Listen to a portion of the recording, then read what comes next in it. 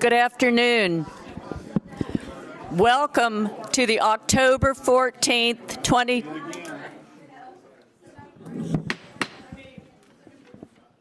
Hello. Good afternoon. Welcome to October 14th, 2025 BCC meeting in Defuniak Springs. Thank you all for being here. It looks like we have a full house, so we appreciate you taking time from your day to join us. I would like to ask Mr. Kellenberger if he'd lead us in the invocation and the pledge. I appreciate it. Thank you.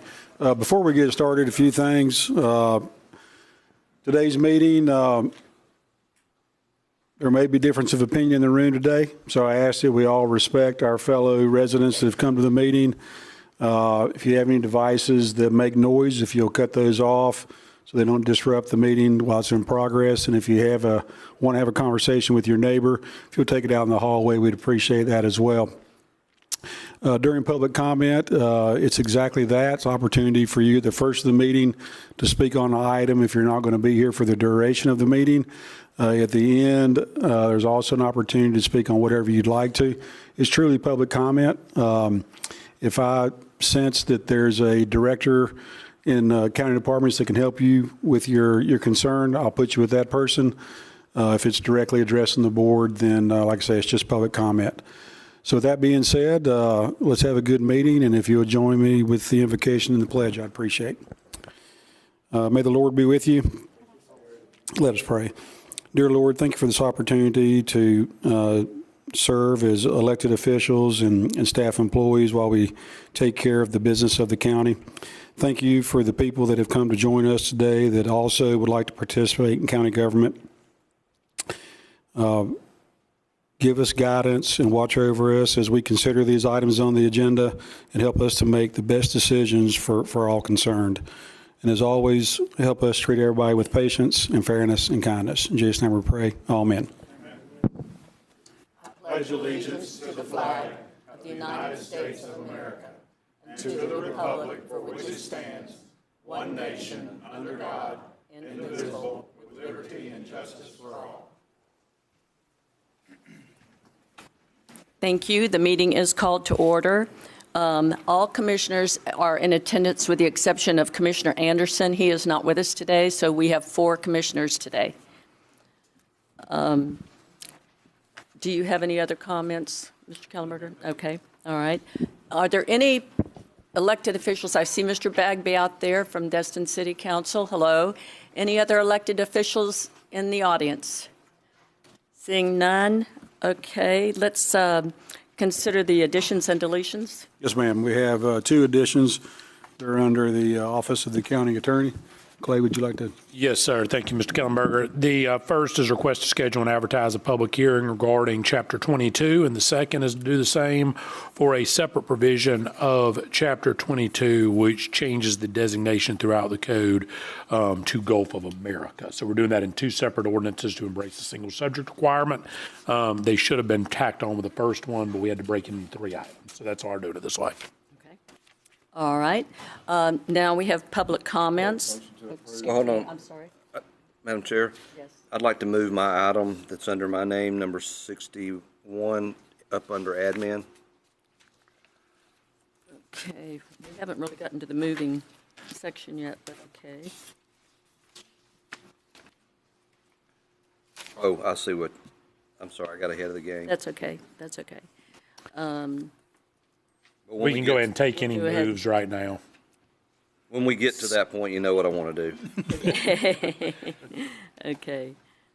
You want to move it to the, you want to move it to the very beginning of the meeting after the consent agenda is approved? Is that what you're? The admin. Oh, to admin. Oh, okay. Just move to the admin tab, which will be right after citizens' request. Okay, okay. Motion to approve the agenda with the deletions and additions and movement. Second. Okay, we have a motion and a second. All in favor, say aye. Aye. Okay, motion passes. And I'm going to go back to my public comments because on my form, it's a little bit sooner than all that. If you would like to speak to a topic that's on the agenda that you won't be here for, you're welcome to come up now. Seeing none? Okay, thank you. Okay, so we need to remove, anyone want to remove anything from the consent agenda? I do, Madam Chair. Okay. I'd like to remove item 8. Can you hear me? Okay, I'm sorry. Item 8, item 27, Wait a minute, let me get to 8. Item 8, okay. And 27? 31, 27, hold on a second. and 34.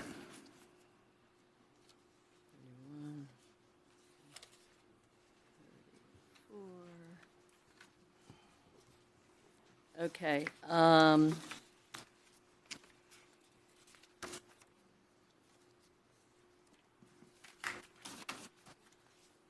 Okay, I was going to remove item 31 too, so that's good. So we've got item 8, 27, 31, and 34. Anything else? Go away with the consent agenda, just take them all one by one. But I make a motion, we approve the consent agenda with the removals, without, accepting the removal. Second. We have a motion and a second to approve the consent agenda. We're removing items 8, 27, 31, and 34 for discussion. Okay, all in favor, say aye. Aye. Motion passes. Okay, thank you. Citizens' comments, I believe, is the next thing up. Public comment. Or you've already done that. We need to do approval. We've got approval of consent? Yep. Okay. All right. Okay, so we are at citizens' request. Mr. Reeves, Where are we gonna put all these that we just took? Let's put them under their respective departments. Okay. All right, so number 8 will be code. hello. Please state your name for the clerk. Sure. My name is Todd Reeves, and with Charles Whitley. Whitley.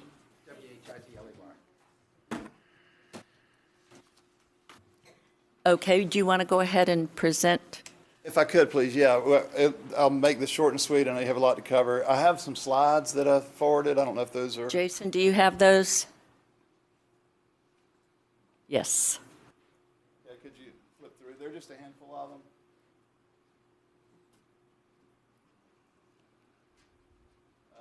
Let's see. Keep going. Keep going. A little more. Is that it? That's the end of it. Okay, scroll back, please. Okay, that'll work right here. Okay, so thank you for allowing us to come speak to you today. We're seeking a letter of support for. We would like to approach the Corps of Engineers for reconsideration of their decision, and we would like the county's letter of support in our efforts of doing that. We have recently learned that the Corps is going to do a significant dredge in the mouth of the bay, including where the ditch starts, and this is our backyard. So. Could you explain to everyone where that where we're talking about the location? Yeah, the location. Charlie, you want to point that out? So, Right here. This is Point Washington, this is our neighborhood. And the Army Corps has easements to put dredging spoils on the entire 15-mile stretch of the intercoastal, all the way from Choctawhatchee to West Bay. And the only place. Can I get you to come up to the microphone, please? Yeah, the only place that there's a neighborhood is where they've selected to put the dredging spoils. So again, I'll let you finish. So the dredge spoils would essentially be dumped on the corner of Peach Creek and the Intercoastal Waterway on Mr. Whitley's land. The spoils would filter across the point toward Tucker Bayou, where there are two large black pipes, and the sediment and the spoils would eventually end up, returning back to the water in Tucker Bayou. And so we're obviously really concerned about this for a number of reasons. Not the least of which is the path of the trucks. If you were to take 100,000 yards and you haul the dirt out, that's about 5,000 to 10,000 dump truck trips up and down 395, Eden Drive, Eve Circle. It's a very densely populated area, so that's of concern. And our whole point is that other alternatives exist. One alternative site is less than half a mile down. There's another slide if you want to navigate to that for me, please. The location is here. those are all the available sites that the Corps could use, and they've chosen, you can point our neighborhood out there, that's where we are. Arguably, you could go straight across to the north side of the Intercoastal Waterway, and they're also, if you'll navigate to another slide for me, right there, that's our neighborhood again, and then if you go down go east on the Intercoastal Waterway less than half a mile, you could get to one of those spoil sites. So we're seeking a conversation with the Mobile office with Colonel Kelsey Shaw, who we're trying to get an audience with him so we can pitch our case for hopefully asking him to choose an alternative site. We're willing to, as neighbors, participate if there's an additional expense or if we can collaborate in some way, just to have a common sense conversation about what we could do. So we're here seeking your support for that effort. Okay, thank you. Yes. Have you got thank you for coming. Have you got a proposed or a draft letter of support that you'd like for us to consider? I do have a draft of that. And Give that to the county attorney? Okay. Or the clerk, either one, the county attorney. Well, I think he wants me to read it and then turn it over to the clerk, I think is what he's, Okay, it's coming back to you. okay. I make a motion that we authorize the chair to sign this letter pending the approval of the county attorney. I'll second it. That works. Okay, so we have a motion and a second to approve this letter in support of them asking the Army Corps of Engineers to move their dredging location. Thank you. Okay, thank you. Anyone in the audience want to speak to this? Seeing none, all in favor say aye. Aye. Thank you very, very much. Appreciate Thank you it. for Good your luck. Madam Chair, I'm going to pass this back to the clerk. Madam Clerk, if you'll please email that to me, I'll get that reviewed and approval for your signature, Madam Chair. Thank you very much. Okay, Mr. Kellenberger. Okay, thank you, Madam Chairman. Next couple items are opportunities for land acquisition. So number 36 is request to ratify the county administrator's signature on the purchase contract for 115 Sandy Lane in accordance with the land acquisition ordinance. This is a residential parcel in Grayton Beach. It's located on Sandy Lane, which is at the end of Magnolia Lane. This would be situated on the west end of the property that we lease from the state of Florida that we call Grayton Dunes Beach Access. And the asking price is $12 million. So I'm asking for consideration. Does the county commission wish to enter into a contract to purchase this land and do our appropriate due diligence? This is the one we spoke about that we could possibly split, to where we would sell the home front portion and then we would retain the beach, correct? So that would be a scenario I would like to pursue. It will require a land use change because currently it's conservation residential, which does not allow a lot split. Typically, when we buy land, we do a land use change to parks and recreation or public facility. And under those two categories, this one would be parks and recreation. We could seek a lot split, sell off what would be considered the upland portion, keep the beach. This one is also positioned on the west side of this property is a neighborhood beach access that gives public access to the beach. So Yeah, it makes sense to do a lot split. Yeah, because I was noticing all those as I'm looking at it to the right. There's a lot of public beach, There's 1,700 feet of beach we lease from the state, and this would add an additional. 100 feet. And that's something, Mr. Atkinson, that's a possibility to do a land split. So there are a few options addressing it. A lot split is one. I think we may have another option without actually even going through the lot split. Should we acquire it, we'll look at that. But the short answer to the question is, can we sell the upland parcel retaining the beach? The answer is yes, we can. But with this, I don't want to get into another deal where we take the highest bidder, and the highest bidder is $5. I mean, is this, what are we looking at with the process? Is this different than, like, say, the land that was up on 331 in Defuniak Springs where we took the? No, sir, the process has to be the same because it's set by statute. However, the board reserves the right in every case to set what it believes is the minimum it's willing to accept. So if you get a highest bidder of $5, just like in that case on 331, the board reserved the right to reject any and all bids for any reason.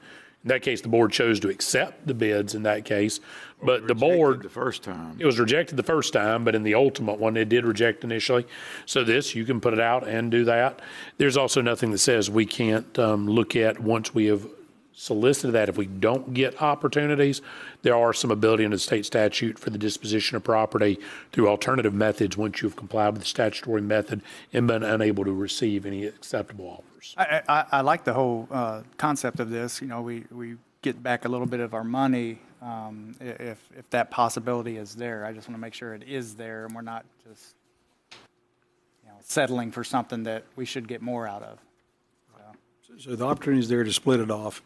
What we do, how we do it through our processes will determine market value. Okay.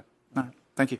Motion to approve Second. and authorize the county administrator to Which to ratify his signature. ratify his signature and Start the through the process. We have a motion and a second? Okay. Yes, ma'am.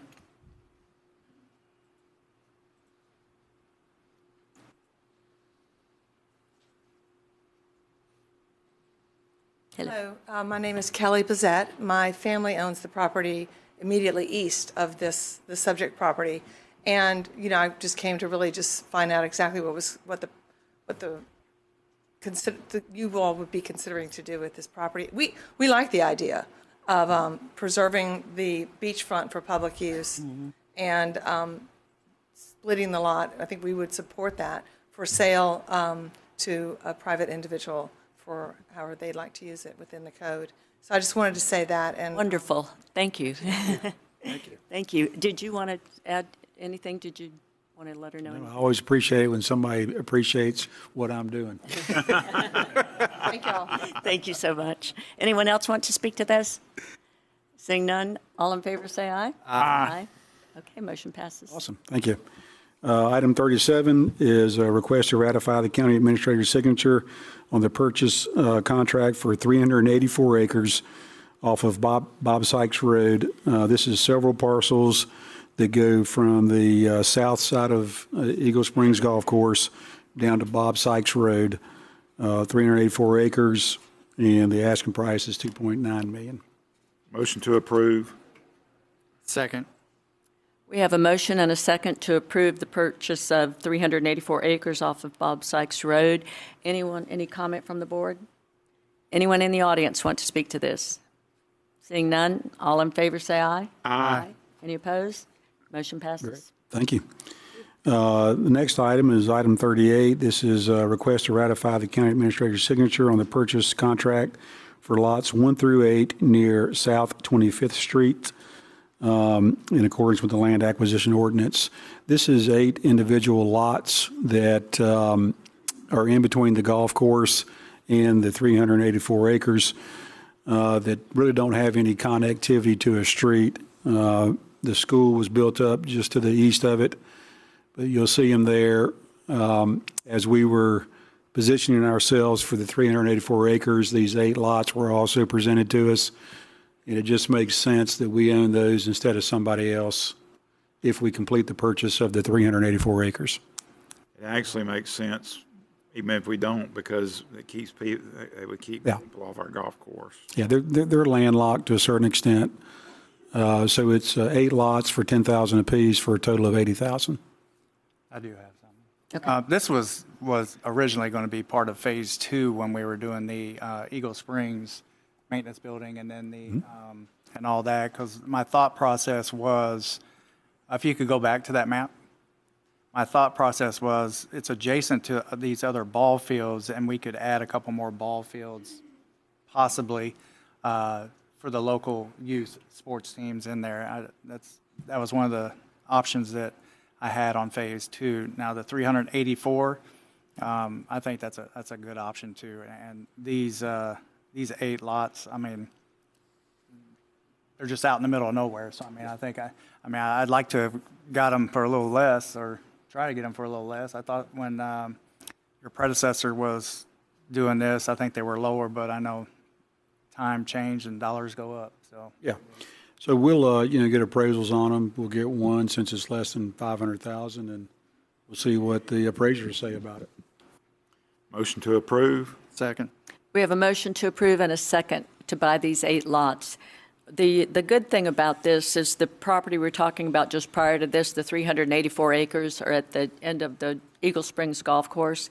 And these 8 lots are right along that area, and it just does make sense. And they are a little more than that they were at one time, but they're still very reasonable. So, any comment from anyone in the audience? Any more comment from the board? All in favor, say aye. Aye. Any opposed? Motion passes. Okay, thank you, Commissioners. I'll get to work on all these. The next item is item 39. It's request to approve fiscal year 2026, 2027 legislative funding priorities and authorize me, Brian Kellenberger, to assign the attestation forms. So in your package, you have our priority list for what we'd like to ask the state for money for. If you have any questions or comments, we can, Yes. I'd like to thank staff for putting the list together and getting it to us a lot sooner than we have in the past. In the past, we waited too late.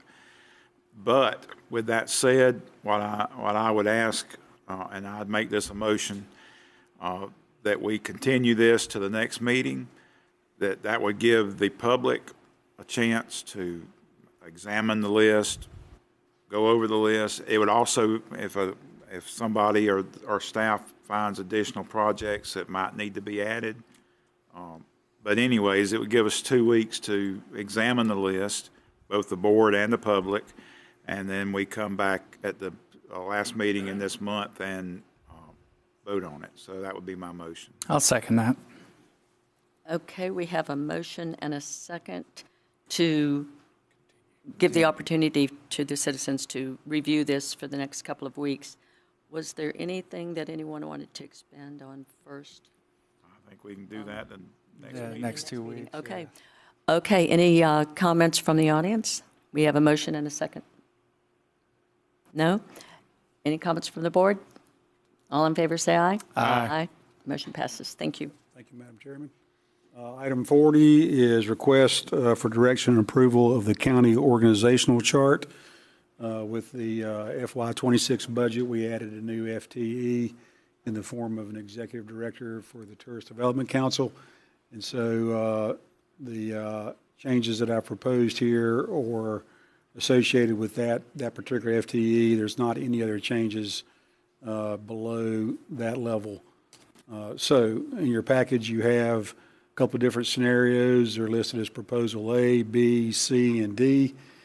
The first one is Proposal A, insert the executive director on the same level that the county attorney, the county administrator, and the CFO are at as a direct report to the county commission. Proposal B is put that person under the direction of the county administrator. And then there's some other movements below that person because we have the 2 departments that make up tourism and beach operations were formerly under an executive director. So we also need to make a decision on how do we treat those 2 different departments once we figure out where we're going to insert the executive director.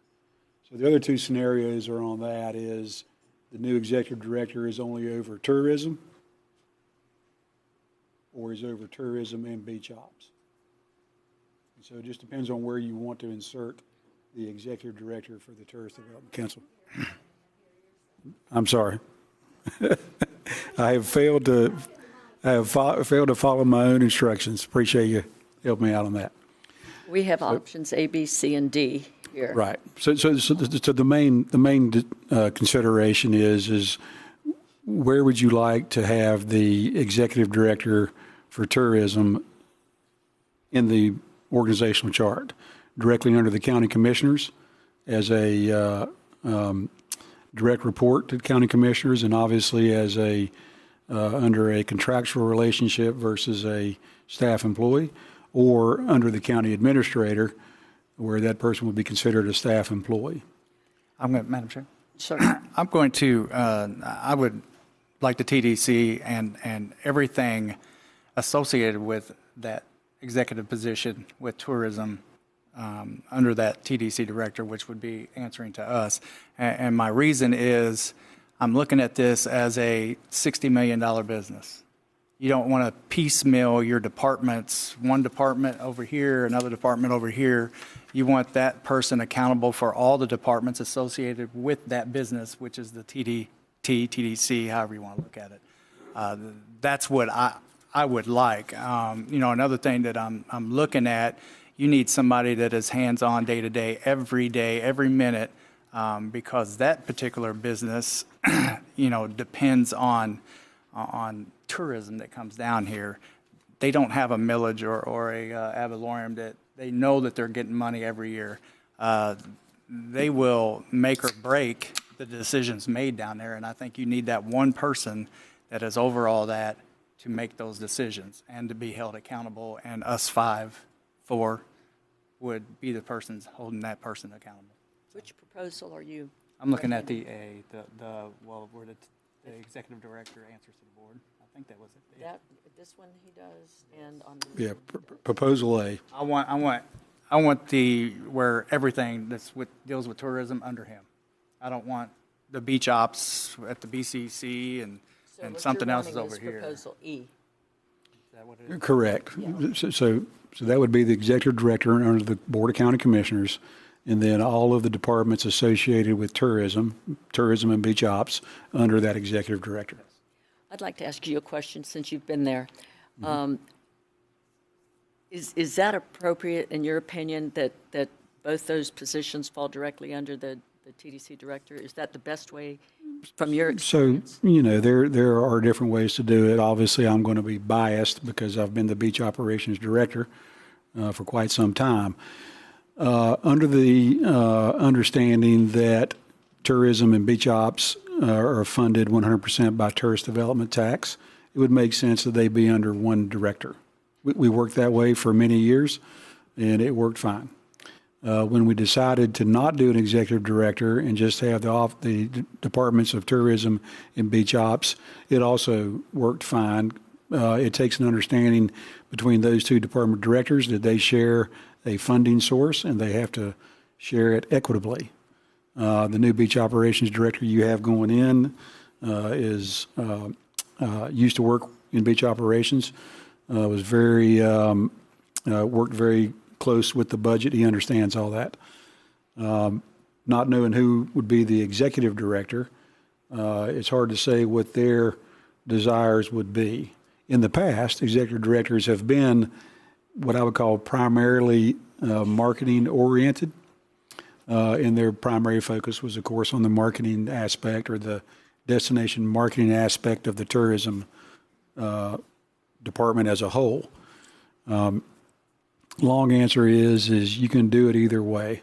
You just have to make sure that you have the right people in place that will work together to get to that common goal. Okay, thank you. And I think, the terminology I was looking for before was it's a commission-based budget. I mean, that's difficult in itself because you're depending on tourism bids and bids and that's how they get their budget. So, I mean, you need somebody, number one, with some experience. Number two, that is just going to focus on tourism, and that's it.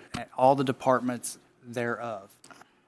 And that's when it comes to the departments. I don't want to split the departments up. So I'm just reiterating, it's a very difficult position, and it needs someone with some experience, and it needs the attention that it deserves. Like I said, it's a commission-based budget in my mind. It's not guaranteed funds every year. So you might be good this year, next year you might not. So you got to adjust accordingly. Madam Chair. Yes. First of all, we already have this position. It's called the tourism director. So if basically what you're saying is the current holder of that position isn't doing a good job. If he's not, fire him. If he is, why do we need a second person? And the beach operations piece is more of a public works piece than it is a marketing piece. The beach operations in most counties is done by Public Works. The fact that it's funded by TDT taxes is irrelevant. It's the function. And the function of the Beach Operations Division is to provide a public works function dedicated to the beach. Is that a fair statement? It is a very fair statement. And We do a so- lot more than the beach, but Well, I was getting to that. Because you also do the bay, and you also do other projects that are related to the destination. destination. And that's, the second problem I have is, this position is probably going to cost us between $300,000 and $400,000, because you got a salary of between 150 and 2, somewhere in there. You've got retirement, because you have to be a member of the Florida retirement system. You've got FICA, because the federal government wants their money. You've got the benefit package, which is expensive, and then they're going to need a vehicle, and they're going to need a aid, and the aid's going to have FRS and FICA and all this other stuff. So when you start adding this up, I mean, you're spending $400,000 roughly of money that we could be putting to marketing or to some other function of TDC, and let Mr. Algren do his job. There is no point in having another layer of bureaucracy, because if you're a conservative Republican, you're supposed to be cutting bureaucracy, not adding to it. And this is directly adding to the bureaucracy of this county, directly. Now, I'm not voting to add to the bureaucracy of this county. I'm just not doing it. And unless you show me how this $400,000 expenditure is going to at least put $400,000 worth of heads in beds. That's the goal, is to put heads in beds. And adding another person to sit in an office and is not going to do that. Okay, go ahead. Okay, so you're telling me that tourist development dollars that pays for beach ops, that's a department, and that doesn't matter? So if we're going to do that, we've got a code compliance department that is direct or mostly paid for by tourist development dollars, because the beach code is paid for by tourist development dollars. So are we going to take code and put them under there? Well, don't get me thinking. Well, I think that's frankly ill. I think that code compliance director needs to answer to the county administrator. But it's just short-sighted, and there's no point in it. Just because the dollars come, we have dollars from other taxing functions that go to other functions. So let me just The add, revenue doesn't equate to the job. so let me ask you this. If you were running a business, you would rather split your departments up and let another entity run your division within your company? If I'm running my business, I'm going. Everything into your business, right? This is Yeah, okay. this is my business. Okay. I'm going to run it. I want a director over the marketing part. I want a director over the plant, the functions of the plant. And those are two different functions. And I don't want a marketing guy telling my plant guy how to build a building. That doesn't work. These are two different functions. It would make actually more sense for beach ops, if you're going to put them under something, to put them under the public works director. But we've never done it that way because of this reason. And I think Brian would agree with me, that beach operations has a very dedicated function, which is to improve the destination. And if you put them under public works, they might get lost. Or they might get commingled. You might have a dump truck out there in the north end, and I might do it. But nevertheless, the function of beach ops is to improve and the destination and to maintain the destination. But the where the money comes from is not the factor. It's what the job is. So I prefer them to be a director under the county administrator, and when it's necessary or when it's practical, that Public Works and beach ops can work together under the guidance of the county administrator to perform those functions. Well, I mean, it does matter where the money comes from, because if the tax dollars are designated for beach operations, then you need to hold beach operations accountable for those tax dollars. If you're going to start splitting up departments within departments, that's a bad way to run business, just in my mind. But I mean, I guess we know where we're at, so. Okay, let me put in my 2 cents. We're totally on different pages here. You're for proposal D, or excuse me, E, which puts all of them, the executive tourist director under the BCC. I agree with that. I think that's the way it's been in the past.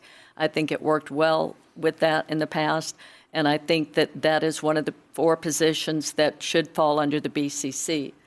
But I do agree that the director of beach ops is a little bit different, and on proposal D, it's listed under the assistant county administrator, or the assistant county administrator, and I think that's probably a better place for them. So I do agree that the executive director should be under the board, and under that position would be the director of tourism, and I agree with that. So I like proposal D myself. Commissioner Drake, do you have this particular plan that you like? Well, I'm actually kind of taking a liking to Commissioner Gladwell's comments on the creation of this position. If you estimate it's going to cost $400,000, then there should be justification and a path to prove a return of equal of $400,000 or greater. Where is that?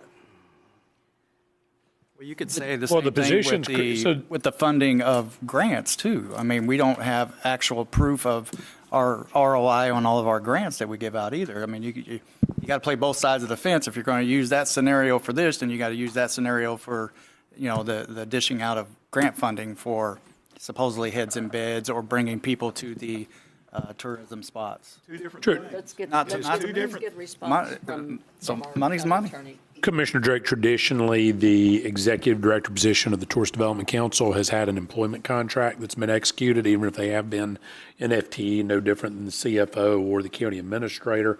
If the board wished to have performance metrics, ROI numbers, or other tracking, those are well things that could be negotiated or included into the contract, and we be part of the hiring process. That's just the board's direction, if that's what the board wants.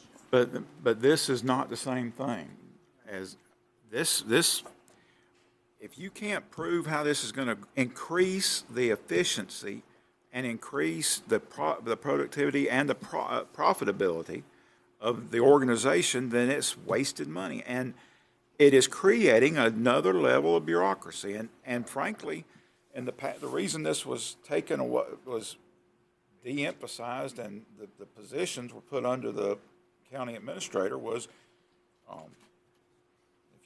if you know what's went on in the past, you know there's been problems in the past, and then everything has to be dealt with there.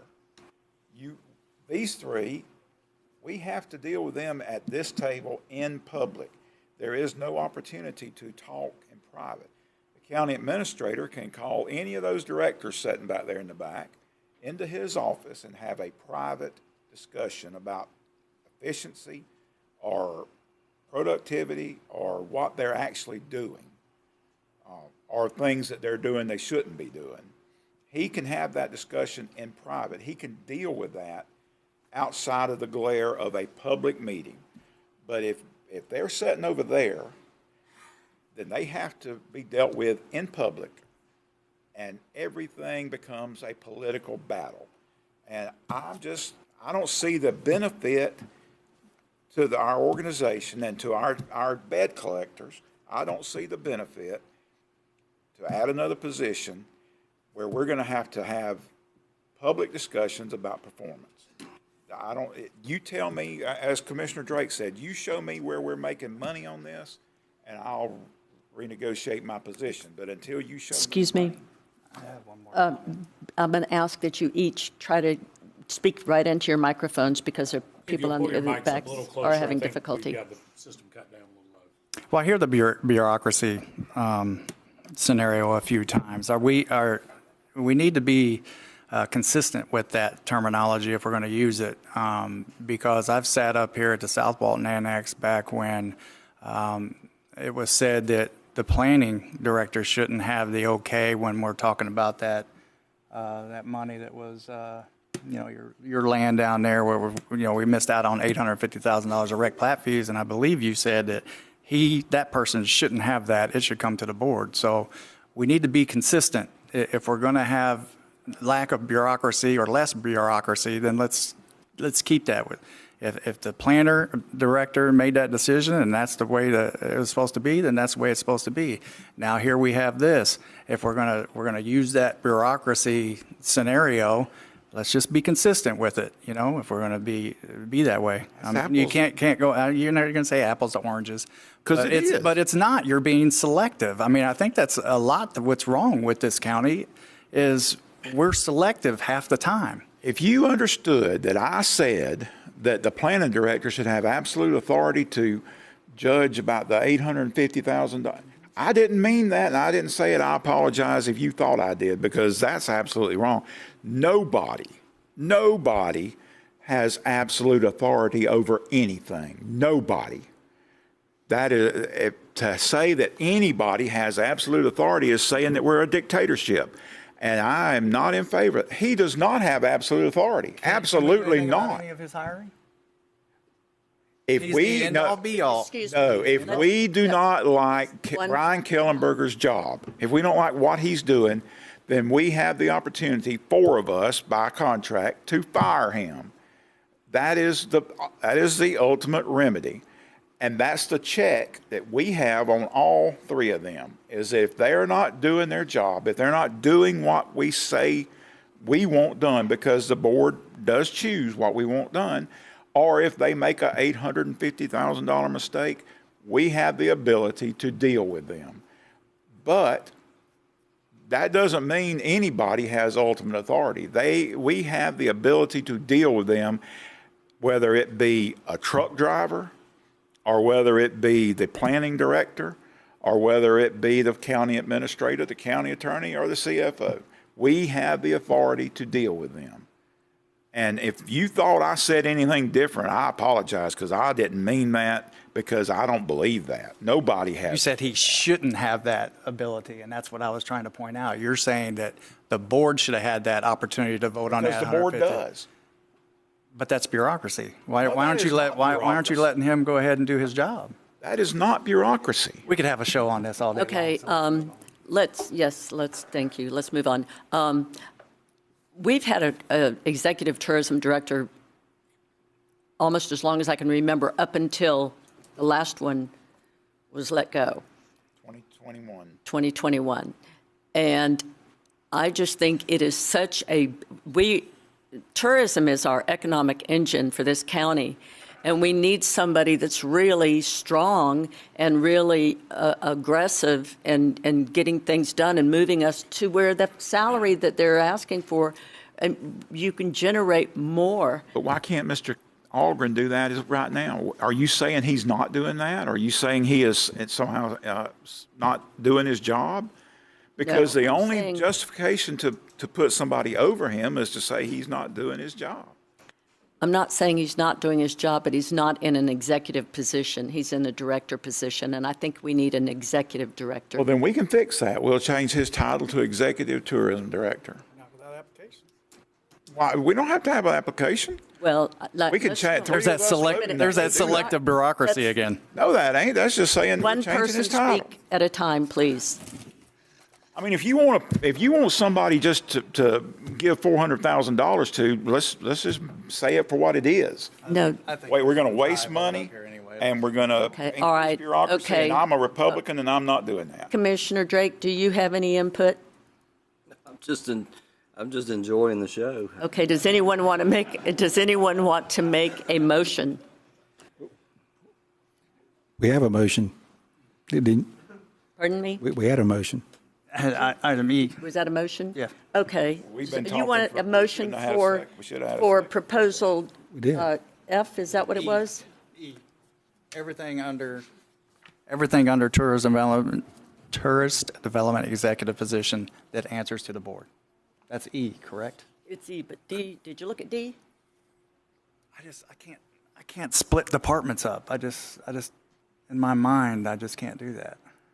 So, if it fails, it fails. Okay, no. You didn't even ask for a second.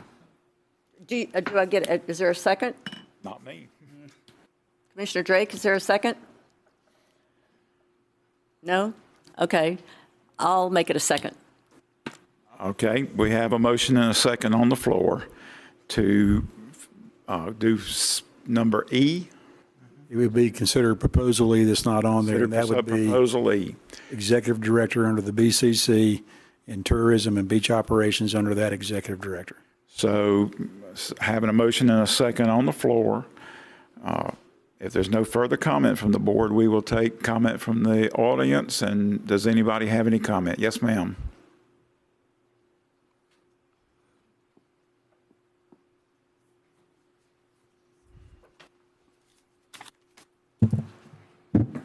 Did anybody listen? Ms. to Harris. what the- Give her your name.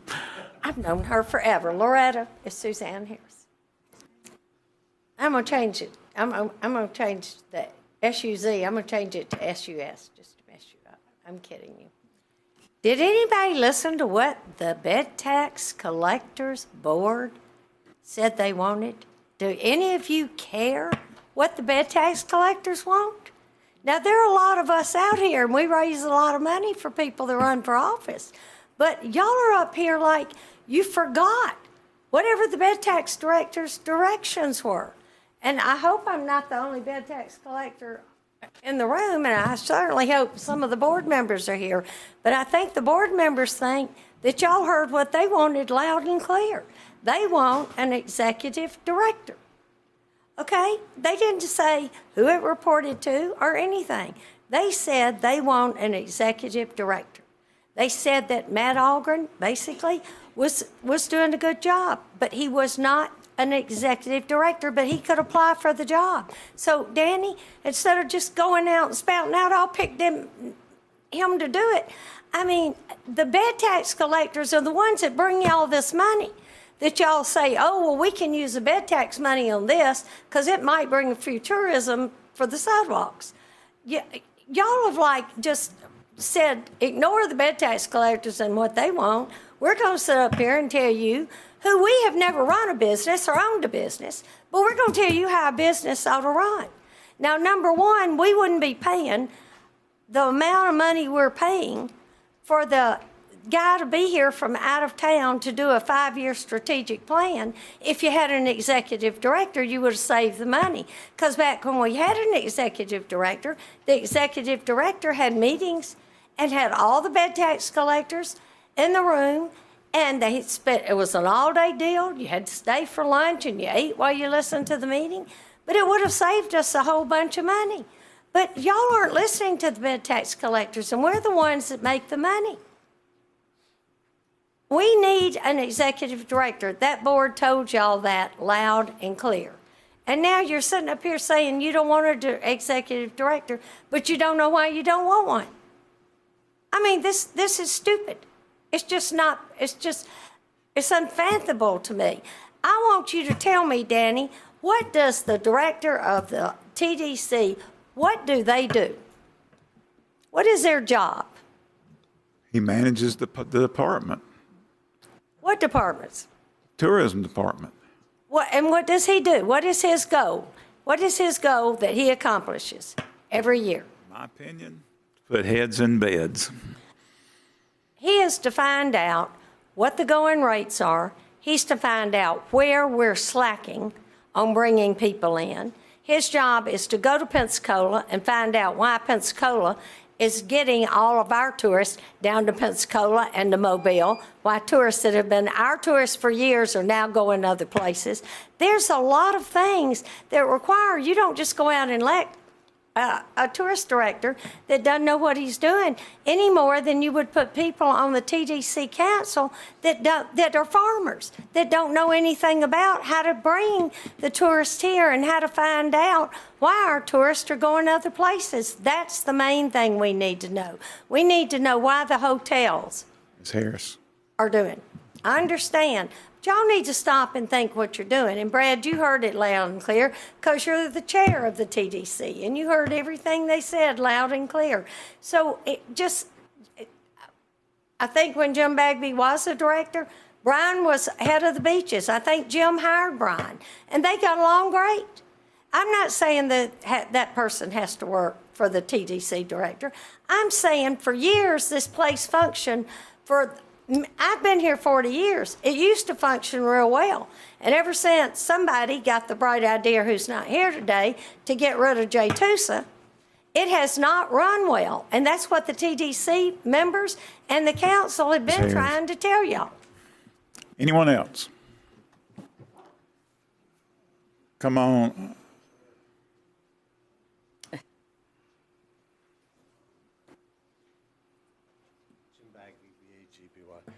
And I'm probably going to surprise you. I understand both sides of the argument on where the executive director ought to report, whether it reports to the board directly or it reports. I'm sorry. I guess I'll have to lean over. There. I understand both sides of the argument that, you can have it report directly to the board or you can have it report directly to the county administrator. And I understand the history of that. Too long we've had organizational charts based on personality, not based on function. So I agree with Commissioner Curry that the function belongs to one department. And that's what I'm up here to say, is wherever you put the executive director reporting, have one department. And it's not just because they're all funded from the same place. It's the focus of the destination management. And that's what you want that team to do. When you talk about bureaucracies and you say the executive director or the admin or the tourism director is over here and the beach operations reports to the assistant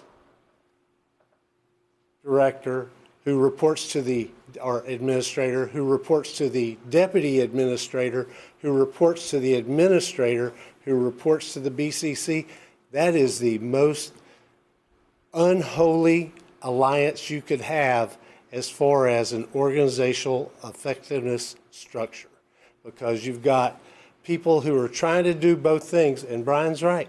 And I'm sorry if you felt that I didn't properly resource you when you were the beach ops director and I was the executive director. I thought I did, but maybe I could have done better. But everybody has to get in the same room, get on the same sheet, and figure out those dollars. Y'all got a beach nourishment project you're trying to work on, and the last thing you really need to do is have somebody over here who I assume is going to be working with the consultants and doing the beach nourishment project, and somebody over here whose people are actually running around on the beach every day, who's got to go up 3 levels through a county administrator to actually affect coordination with that person. That's just a recipe for disaster. And so I would just ask you to put them all in one department. You want them all in one department reporting to the county administrator? Fine. You want them all in one department reporting to the BCC? I totally get that, and I have my preferences, or I would have my preferences, but I understand, the whole reason we have an assistant county administrator, and all you know this, is because we had 2 deputies, but one deputy didn't want to be equal with the other deputy, and poor Miss Dee Dee, got the short end of that stick, and now we got this structure that I'm not even, well, I know exactly how we got here, but if you had it right, it would be 2 deputies reporting to the county administrator, and then wherever you want to put the TDC executive director, that's a BCC choice. So you're in favor of basically Proposal E, I think, which says that the executive tourism director, you don't care whether they're under the board or under the county administrator, but this has it under the board. Right. And then underneath the executive director, it's got the director of tourism and the director of beach ops. I agree with that, yes, ma'am. Okay. Because that destination, you have to have one person you go to, okay, and say, it's not working. We don't have people coming down here. Why? And I will tell you to answer the other part of the question is the reason we had an executive director, there's a lot of mistrust in this county, and I've worked here for 22 years in this county. And there's mistrust or miscommunication between folks in the north and folks in the south. The folks in the south, I applaud you when y'all met with the joint meeting with the TDC board. That's what they want. They want to be heard. And absent you meeting with them every month, they want to have an executive director that they know can go in to each of the county commissioners and not go through the assistant, the deputy, the county administrator, and say, hey, we have a problem in this destination, or hey, we need your help fixing walkovers or bike paths or whatever. So they just want to be heard. And that's all anybody wants, is to be heard and be respected. Thank you. That is the motion on the floor. Okay. Thank you. Thank you. Anyone else? Sir? I agree with you. We need communication, but while he's walking up here, but I don't know about anybody else, but I meet with Mr. Algren, and when Mr. Kellenberger was in that department, I met with him every 2 weeks. I agree with you completely. I think. I need your name, sir. Ron Townsend. Yep. So I agree with you completely. And I think if you thought $400,000 is what you're talking for this, well, next year, the year after, it's going to go to $500,000. But I think what gets me the most is you talk about tourism. There's no beaches here anymore. It's all private beaches. Code enforcement runs you off. You got chair vendors, and the whole thing. There's really no reason for anybody to come here anymore. You go to Panama City, go to, Walton, down to Fort Walton. That's great. But here, I mean, how many public beaches do you have? There's not much, We're trying. Yeah, I know you're trying, but I mean, it shouldn't have never came to that to start with, but I know you can't do anything about that. But why would you need somebody to manage what little beaches that we have? I mean, I'm sure you guys are doing what you can do right now, but to stick another $400,000 or $500,000 into somebody that's going to promote what? You can come here and you can sit on this little bitty spot of beach, but that's about it. There's nothing else.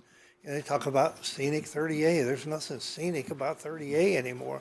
It's all big buildings, big houses. You can't even see the water from there. So, but I don't understand why you would want to spend $400,000 on somebody that's going to do what you guys can do. Somebody's been doing it all along, so, why spend the money to change it? And it's another department. You put another department in, how are you going to get rid of that if you ever need to? It's going to be another drawn out mess. So, no, I think Mr. Glidewell has it down pat. You don't need any more of that. We don't need to spend any more tax dollars on that kind of crap. Property taxes are already out the roof here. We don't need to waste any more money. So, that's all. Thank you, sir. But I appreciate it. Thank you. Thanks. And as he's going, I just would like to add, in all, year to date, we're up 0.22%, which means we're doing all right compared to other people. Anyone else? Seeing none, we'll close public comment. Any further discussion from the board? Hearing none, we will vote. All in favor of the motion, say aye. Aye. All opposed, say nay. Nay. Motion fails 2-2. And with that, I'll pass that back. Okay, thank you, Commissioners. Next item for consideration is item number 41, request for direction regarding rescheduling the November 20th, 2025 regular board meeting to a different date. Motion to approve. So what date would you like? Motion to approve for the it's the 21st? 24th, 24th. Is that a Monday? I believe it is. Yep. Okay. Does that fall in line with maybe I'm confused. Aren't we at the FAT conference during that week? The reason you're moving is because y'all are all going to be out of town on the week of the 20th. Okay. And then Thanksgiving is. And Thanksgiving is the following week. 24th will be that Monday. Okay. So that's just What's the actual date? 24th. 24th. Thank you. Did I get a second? Okay, so we second. have a motion and a second. All in favor, say aye. Wait a minute. Oh, whoa. Sorry. The meeting is scheduled for November 20 currently. Currently, yes, We're moving it to 24th. 24th. the following Monday. Okay. All in favor? Aye. Motion passes. Okay, thank you, Commissioners. We're going to step back and take care of item number 34, which was asked to be removed from the consent agenda. You've got, We'll do number 8 next. Yeah, we'll do number 8 next. Okay. So I kind of tried to group them in how we would normally go. So 34 is request approval to advertise an invitation to bid for the construction of the Legion Park Improvement Project. As I went back through my case or project file on this, I realized that I had not asked for a formal approval to put it out for bid. We're not actually ready to put it out for bid. We have a TRC meeting to get through. And then we've started our, what's called our procurement intake process. But this is normally a step that we do that I had not done up to this point. So requesting formal approval to do an invitation to bid when we get to that point. The reason why I wanted to pull, I don't, and forgive me if you did send it to me, but I didn't see the artist rendering or any of that. Yeah. Can I get that? Yes, sir, you can. I'll get it to you this afternoon. Okay, all right. So how can we say yes to bid when we don't know what we're bidding on? So the project has not changed materially from the last presentation that was given to you at, I think it was at 30% design development. And then, of course, it's been up here a couple other times just for discussion. But I apologize for not making sure you had a current copy. But the improvements still remain the same. Sidewalks, splash pad, new playground, some improvements to the entry drive, and then one new pickleball court, removal of an old pickleball court, and then redoing of the basketball court. I'm just trying to catch up because I know some Yep. folks came to see me and I just was their suggestions taken into place? That's why I haven't seen the rendering, so I don't Yep, know not a problem. if their suggestions took place or will take place, or we're just saying. So this project what it is. has been challenging. We had a scenario or a way we were moving in the stormwater system. Unfortunately, FDEP kind of changed their minds on what they were going to allow us to do, so we had to do a redo, so to speak. I'm not exactly sure what the catalyst for their reason for not allowing our first idea, which was just an improvement to the existing stormwater pond. But for whatever reason, we got to a point where they were not going to allow that. Oh, I definitely think it needs some TLC. I just wanted to make sure I got to see everything. Yep. And there'll be one more opportunity for y'all to approve, and that'll be once we take in bids. But I'll make sure you get a copy of the plans, and the most current set we post it on my webpage. Thank you. Yep. So we need a motion. Need a motion to approve to advertise. So moved. Second. We have a motion and a second. Any comments from the board? Any comments from the audience? Seeing none, all in favor, say aye. Aye. Motion passes. Okay. Thank you, Madam Chairman. We're going to step back to, looks like we had, what Oh, do you want to do? I didn't even look up. I'm sorry. We done voted. We've already voted. Just to request an ITB, so there's not really a public comment opportunity. I drove an hour here, thank you. This is exactly how this entire project has gone for the past 4 years. I understand, there's no public comment. I'll drive back to Destin. Thank you, Donna Johns. Thank you. I asked for presenting public our- comments. I didn't see you. We voted. I have my hand up. You quickly looked down, very quickly. I didn't see you. It's been voted on. Madam Chair, since she drove an hour, I think we get She can at have it an least, hour, she can have it at the end of the meeting, if you recall, Madam Chair. she Go get ahead. 3 minutes. Go ahead. 3 minutes. Okay, thank you. Thank you, Commissioner Curry, for removing number 34 from the agenda. I was hoping to actually speak on 33 as well. I would like to point out that from the start, this project has received 0 public comment. It's appeared on many, many county meeting agendas. It's either removed from the agenda or it's on the consent agenda, which does not allow for any public improvement. The To be improvement- clear, the consent agenda does allow public comment. In fact, it's the very first public comment session of every meeting. Thank you, sir. I unfortunately missed it this meeting, but, so for this park, basically, there was $650,000 allocated last year in last year's budget for this park, and then there was another $1.4 million for this year. Everyone in the community believes that the park needs a new children's area, and it needs a resurfaced basketball court. The plans that the barge people have put together include completely removing the basketball court, relocating it, tearing out a brand-new pickleball court, relocating it. We've been told that it was a dangerous pickleball court. The county attorney's office has no record of any injuries at this court. I do want to mention that you spent another $31,000 with the barge group today. I don't know who this barge group is, but the TRC was not impressed with the plans that they drew up. In June, we all went to the TRC meeting, and the TRC quickly tabled the project. I believe that this county park should be designed and constructed with public input into the plans, and that has never happened. We've had 2 community meetings outside in the heat with no actual recording of what's going on, no official recording beyond meeting minute notes taken by a third party. There is a very large opposition. I know that it's been said that it's just a couple very vocal nearby neighbors. And there were over 70 people at the last park.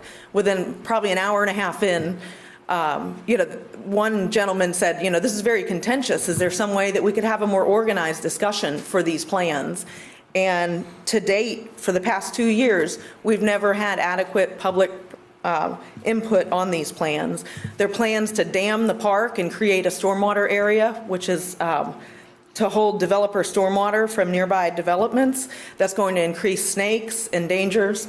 There's piers scheduled to be installed right at the foot of the pier, as well as stairs going into the water to encourage pedestrians getting in the water at the boat ramp. I don't know how many people have backed down that boat ramp when there's toddlers playing in the water. We have. It's kind of scary.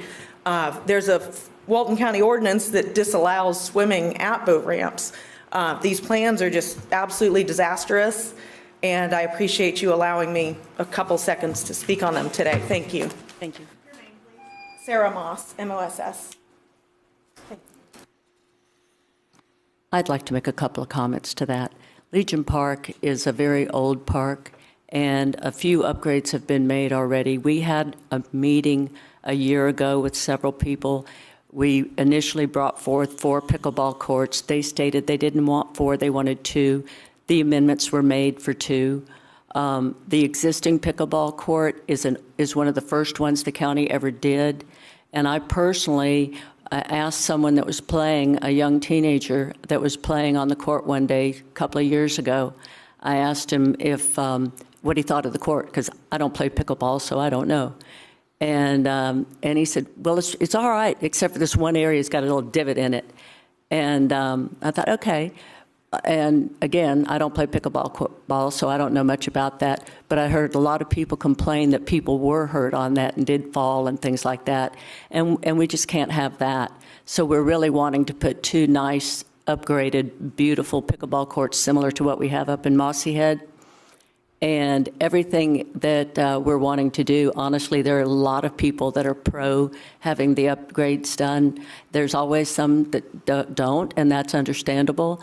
But there's always the other side that does. So you've got to please, people. You can't always please everybody. So just wanted to say that. Okay. No. No, ma'am.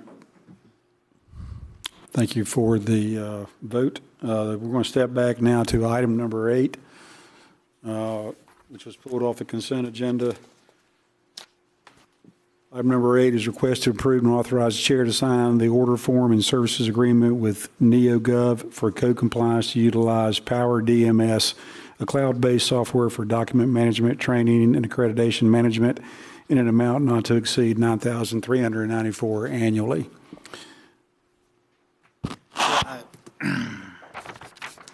Tony's out there, isn't he? Hey, Tony. I got a couple emails on this, and I just wanted to publicly bring it to everyone's attention. We keep asking for our departments to get better, be better. I think this is a step in the right direction with this particular department, but I'd like for Tony to, I'm sorry, Mr. Corman, to go ahead and, what's this all about? Tony's fine. What's all this about, Tony? Why you want this? What's it going to do for us? Okay, Tony Corman with Code Compliance. So give me just a few minutes because I'm going to go over a couple things with you. First, thank you for giving us the opportunity to come up and talk about this. I want to thank Mr. Rourke for giving us the opportunity to come up and talk about this because sometimes we don't get an opportunity to share some good things, and so we want to be able to do that. So thank him. Mr. Gainey and I, we're committed to continuously improving our department, and I want to acknowledge that dedication and professionalism of our staff. They often work in challenging situations and consistently strive to uphold high standards in the field. We push ourselves and our officers to perform at their best, knowing full well our work is always under constant scrutiny. While none of us are perfect, we take pride in how seriously our team approaches their responsibility and the great work they do. In many of the cases we handle, there's often dissatisfaction from one side or the other, sometimes even the same individual.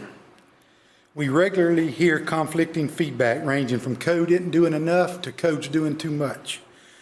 Recently, I heard a comment suggesting that our team likes to harass people or they like to fine residents.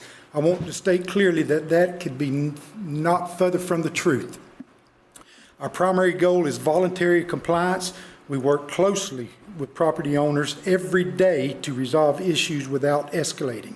To give you an idea of this scale, we handle about 1,200 cases annually, and only about 75 goes to the magistrate, which is just a little over 6% that actually make it to the magistrate. Once they get there, they still have an opportunity to come in compliance. Some of them do, so the actual ones that get fined are way less than that. Still, the pressure our staff faces can take a toll. Public criticism, high expectation, and the emotional nature of code enforcement makes this job tough, and not everybody can do it. And yet our team continues to show up, work hard, and serve with pride. That's why we're trying to invest in tools and systems that support not only better service, but also better communication and clarity for our staff. One such tool is Power DMS. It's a program that we're currently asking for to implement. The platform will help us to streamline our policies, our procedures, give staff immediate access to any changes. This will greatly reduce confusion and enhance both the productivity and the consistency of our operation. It also allows us to put a link on our website that the public can even click on and go straight to our policies and see what code's policies are. The public can do that, so it's transparent. As you know, code encompasses several divisions. We've got beach, street, parking, short-term rentals, and permitting. With this system, we can ensure all staff are aligned, informed, and equipped to perform at their best. It will also allow us to develop training modules to provide in-house training for our staff. This reduces confusion, supports consistent decision-making, and strengthens team confidence. Power DMS is a program widely used throughout many enforcement communities. About 90% of enforcement communities use Power DMS in the state of Florida. One of them is Walden County Sheriff's Office. I know somebody had asked a question about who they use. It's Power DMS. Power DMS is a single source provider, and we went through the proper procurement procedures getting this approved for a single source purchase.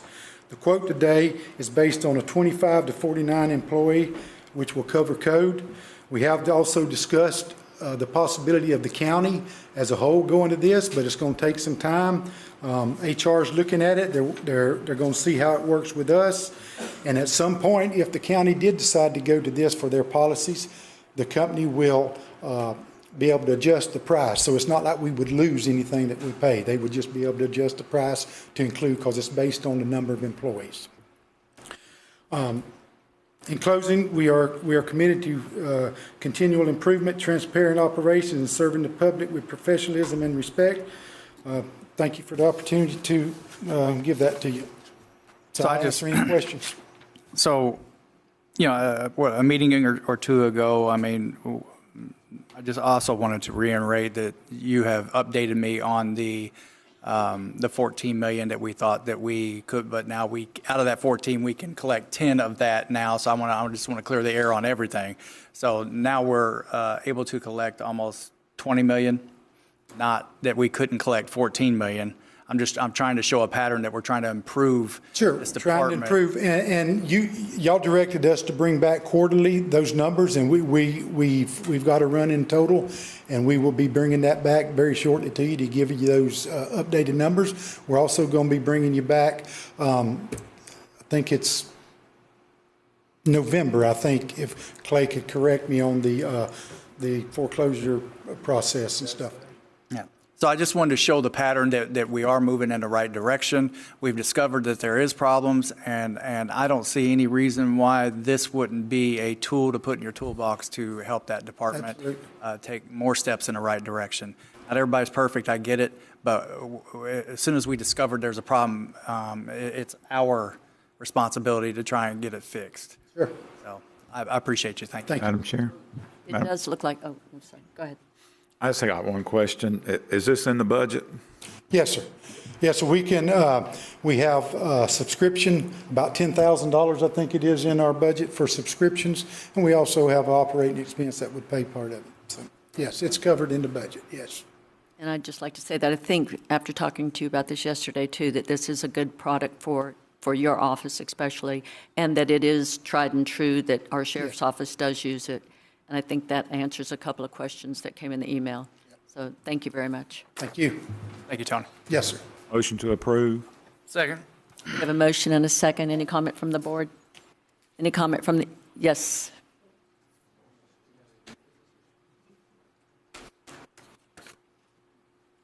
Todd Roark. Since my name was dropped, I did send the email, and I didn't see a reason why I shouldn't ask the email. So I'm going to read so everyone understands what my email consisted of, because I think what Mr. Corman did took it a little bit out of context and took it a little bit personal.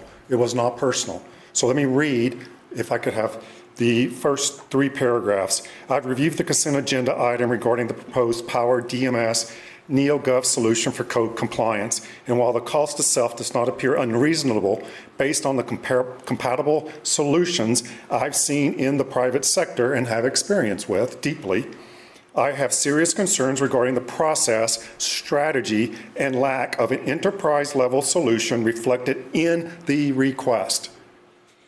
This appears to be another example of a fragmented technology purchase rather than a well-planned, county-wide enterprise solution that could deliver greater financial savings, operational efficiency, and stronger governance controls. Before this item is approved, I respectfully ask the following questions to be addressed with the board. I will not go through all those. I would like to move to this last thing here. Has there been an IT governance review of an enterprise strategy assessment to consolidate and reduce the cost through economies of scale? I did ask if the sheriff's office was using it. That answer, and I'm glad that that answer was provided by Mr. Corman.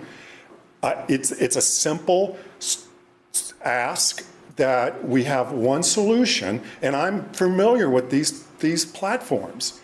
I'm very, very familiar with these platforms, and I know that most of the platforms have the ability to do exactly what Mr. Corman and what the sheriff are doing, that would also handle all the other enterprise operations that fall under you as the county board and as Mr. Kellenberger as the county administrator.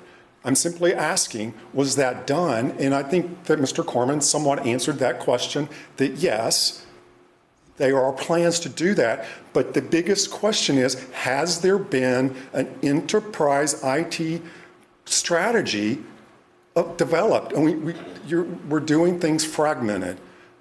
And that's all I'm saying. That was simply it. It was not personal. I wasn't blaming anyone. I was asking the questions as any citizen should, as any professional should, as any commissioner should, as any county executive should. That was simply it. Thank you. Thank you. Yeah, I didn't think you were doing anything personal. I mean, that's why I brought Tony up here to fully explain the whole. Well, no, I appreciate what he said. I just wanted everyone to know that's my concern. I'm not calling anyone out. The cost is reasonable. It's probably a great deal at 50 seats. So, but as a enterprise, you guys being the enterprise, we need to look across and see if we can leverage that one system across everything. And my last question is, do we have a centralized person, a dedicated person responsible for training and compliance? If we don't, you're asking Mr. Kellenberger to get with each individual unit, and it should roll up into one individual that reports to Mr. Kellenberger for compliance, and that's ethics training, fraud training, all the compliance related activities from government as well as professional enterprises. Thank you very much. You've got a few more. I'm sorry. We need a, I'll motion. I thought you already. I thought we already motioned. We just didn't vote. You got to vote. We were asking for public comment. Was there anybody else that wanted to speak to this? Seeing none, all in favor say aye. Aye. And motion passes. Thank you. Okay. Item number 42, our engineering department. Chance Powell. Oh, wait a minute. Were 27. you, 27 was also pulled. Were you going to do that? So that'll go under environmental services. And So what I about did is 61? we're going to group that under its respective department. Okay. Mr. Powell, come on.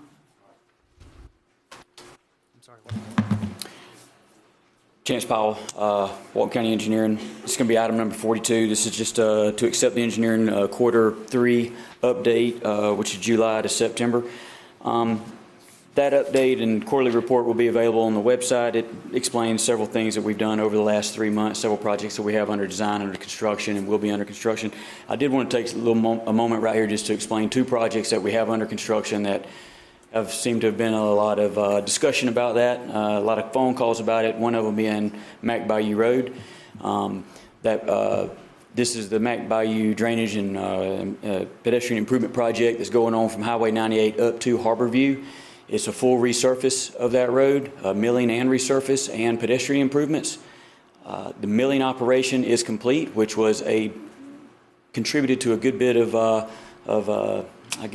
delays from the public out there. There's only one way in and one way out of Driftwood. Paving should be complete by the end of this week. So I believe those minor inconveniences that people are experiencing will be taken care of for the most part by the end of this week. Following that, we have some sidewalk work to do, handrails and pavement markings to be done. That project should be substantially complete by early to mid-December with final completion in January. Any questions on that project, I'd be glad to answer them. One thing I did want to point out, there's been a lot of people that's been requesting to open the gates in Sandestin. That is an emergency situation. I don't believe that fire department or sheriff's department or emergency services would consider this construction activity an emergency. So I don't believe there's an opportunity for us to open that gate in Sandestin during this construction activity. Is the construction, is that what these calls are about? Is that what the problem is just because the construction is slowing down traffic? Yes, ma'am. There's a lane closure, stop-go paddles, flagmen, letting people in and out, trying to get the work done. But the majority of that delay work that's happening right now that's causing delays will be complete by the end of this week. Okay. Another project I just want to highlight is 393 North. That is a drainage and pedestrian improvement project as well. We all know that project is shut down right now to northbound one-way traffic only from Highway 98 up to Chat Holly Road. They are currently building the curb on the east side of the road for that northbound lane. The roadway is currently under construction with base and subgrade, and the sidewalk will be going in. As soon as that happens, they'll flop that traffic over to that lane, that new lane, and they'll build the southbound lane, that side should go much faster than the current side because there is no curb, there is no sidewalk to be constructed on that side. So people bear with us, get through this. I think it'll be good. What kind of time frame are you thinking? That project is scheduled to be completed by June of next year, but we feel like it'll be done sooner than that. The contractor does too. So just wanted to let that be known. Any questions for me? I'd be glad to answer them. Can't complain about rain days. Any what now? Can't complain about rain days. Fortunately, we have not had Wish any we rain could. days. Yes. We need some rain. No, that's good. You got a lot of work going on, and it's a painful process going through the construction portion of it. But once it's done, we're always happy about that. So, thanks for bearing with us. And Thanks for everybody bearing with us. Thank you. Do you need a motion to accept the report? Motion to approve. Second. we have a motion and a second to accept the report. Any comments from the audience? Seeing none, all in favor say aye. Aye. Any opposed? Motion passes. Thank you very much. Madam Chair, I'd like to go ahead and take care of 61. Okay. Chance is a little bit more intimate with that particular item. So Chance, this is the request to consider design for a new railroad crossing and intersection improvements to the Northwest Florida Commerce Park. Could you share with us knowledge on that? Let me give a little history on that and why we're here. We've identified and known for some time that there may be issues or there will be issues in the Commerce Park, being that there's only really one primary means of ingress and egress, and that's at the intersection there at Love's at 285 and the entrance to the park. There is sort of a secondary means of access out the east side, but it is not really conducive to truck traffic. The only other way to get out of that park to gain access to Highway 90 would be, as you can see on this map here, would be across the railroad track. Something that I've been aware of for quite some time is the railroad, if you're going to create a new driveway across the railroad, they want you to close down 2 more crossings somewhere else. We had tentatively identified one of the 2 crossings, as you see on here, labeled Crossing A and Crossing B, which are immediately east of the Commerce Park. They're about, I think they're a little over 1,000 feet apart. And our thought was to maybe close one of those. It would be a benefit, believe it or not, I believe that it would be a benefit to that small community there south of the railroad track because we have an opportunity to limit the truck traffic through that community. All we needed was one more crossing somewhere. And we had looked at opportunities throughout the corridor, throughout the county. And just so happened we were at a meeting with DOT. They were doing a preliminary engineering evaluation and study of this area in Mossy Head. They were looking at possible improvements, maybe a PD&E that may get started for improvements to Highway 90, Highway 285, headed south into Eglin. But at that meeting, we discovered that there's another crossing east of here, an adjacent county that is being closed. DOT was aware of it. They made us aware of it. I reached out to the railroad, talked to the district engineer and the district manager for the railroad, and asked if we could use that crossing that they're closing down as one of our 2. And they've agreed to it, but it came with some stipulations for time frame. They don't want to reserve that in perpetuity. Given that that's available to us, I've spoken to Ms. Melissa. As you noticed, there was something on the state appropriation request for construction. I think it'd be very beneficial if we could move forward with a design for this. It would be a signalized intersection at the school access road, directly across from the Commerce Park. I'm asking you guys for approval to seek an RFQ for design services for signalization, turn lane improvements on Highway 90, railroad crossing and access, egress to the industrial park. We feel like that can be designed for $500,000. Melissa has said that there are some funds available. Melissa, if you want to share where that's coming from. Commissioners, we are in the middle of closeout for old fiscal year, and as we were going through, it does look like Public Works has made budget on their revenues. On the expense side, the payroll accruals have been completed, and they've spent about 96% of the budgeted revenues, which leaves just short of $500,000 that could be utilized for this project. I feel like if we could get this underway, my discussions with the railroad is that they would like to move on this fairly quick. They said they can be ready to go in 3 to 4 months. I said there's no way we can have a design done probably before 8 to 10 months. and then state appropriation coming in maybe sometime next year. If it didn't come in, there'd be an opportunity for us to try to budget this construction in next year's budget. I think the critical path here is getting the design underway and making sure that we reserve that other crossing to marry with ours here. I did want to point out that in my discussion with the railroad, they would like to have some control over which one of these two gets closed down. There's some different dynamics on the two of those. One of them has a large separation between the railroad and Highway 90. The other one does not. One of them crosses 2 tracks. One of them only crosses 1 track. So both of those things is a consideration for the railroad into how they might want to consider which one they want to close down.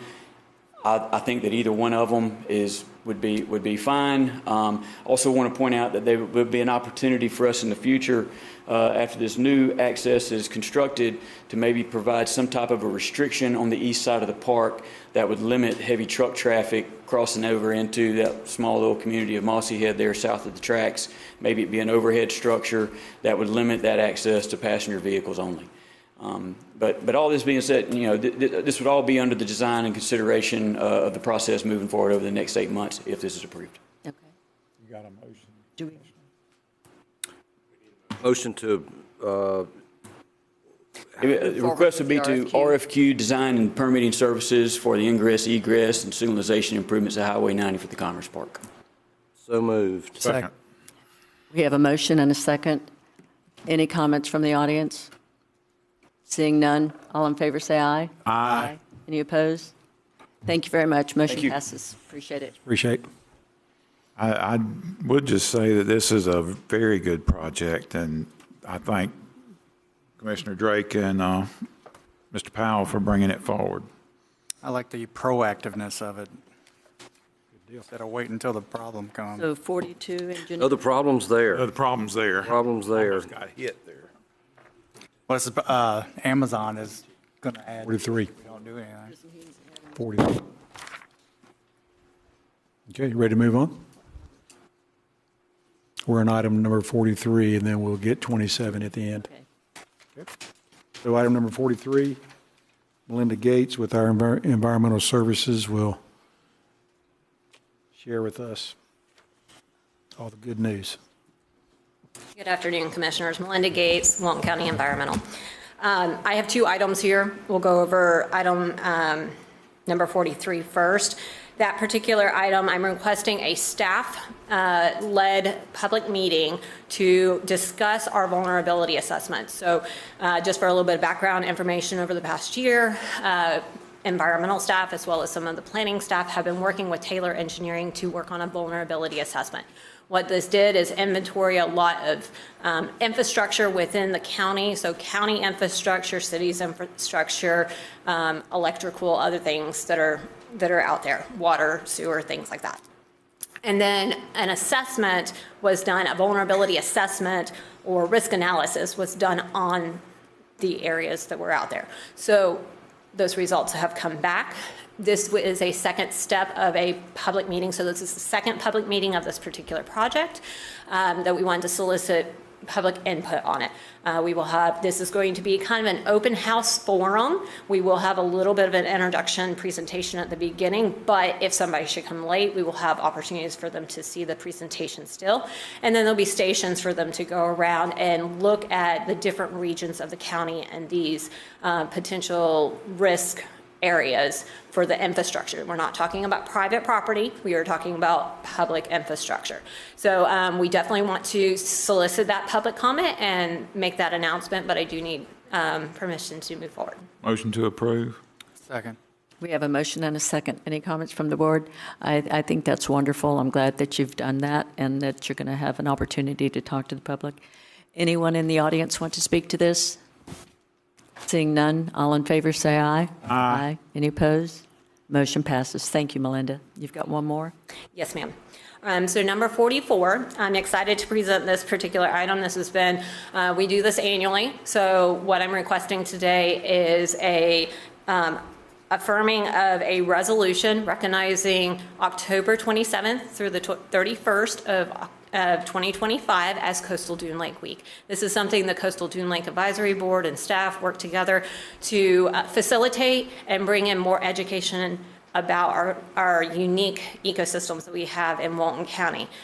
We will have lots of opportunities for education and outreach. So we'll have 3 tours located in 3 different state parks. We will have cleanups happening on some of the coastal dune lakes, as well as just a DIY cleanup, so people can take their little groups of, whether it's their companies or their friends, they can go out and just do a cleanup, take a picture, post it, and just celebrate the great ecosystems that we have here in Walton County. So with that. Motion to approve. Second. A motion and a second. Again, thank you very much for all that you do. That is amazing. We've got to take care of our coastal lakes, and that's just fantastic. Anyone like to speak? And I see Jeff, you're right there. Come on up. She didn't know I was going to be here. Jeff Talbert. Just wanted to say thank you for this. I'm very excited because this is, I think, our 3rd year kicking off with a tour at Deer Lake. So I'm just here to plug my tour. We're doing it on Monday, and we'll be at Deer Lake showing off the wonderful work that the Atlanta Botanical Garden, whom I work for, in case you didn't know, and the Florida Park Service. We have completed 312 acres of wetlands restoration at Deer Lake State Park, removing hardwood trees out of there and returning fire back in there. And so we are very excited to show off our work, and I encourage anybody and everybody to sign up and come see me.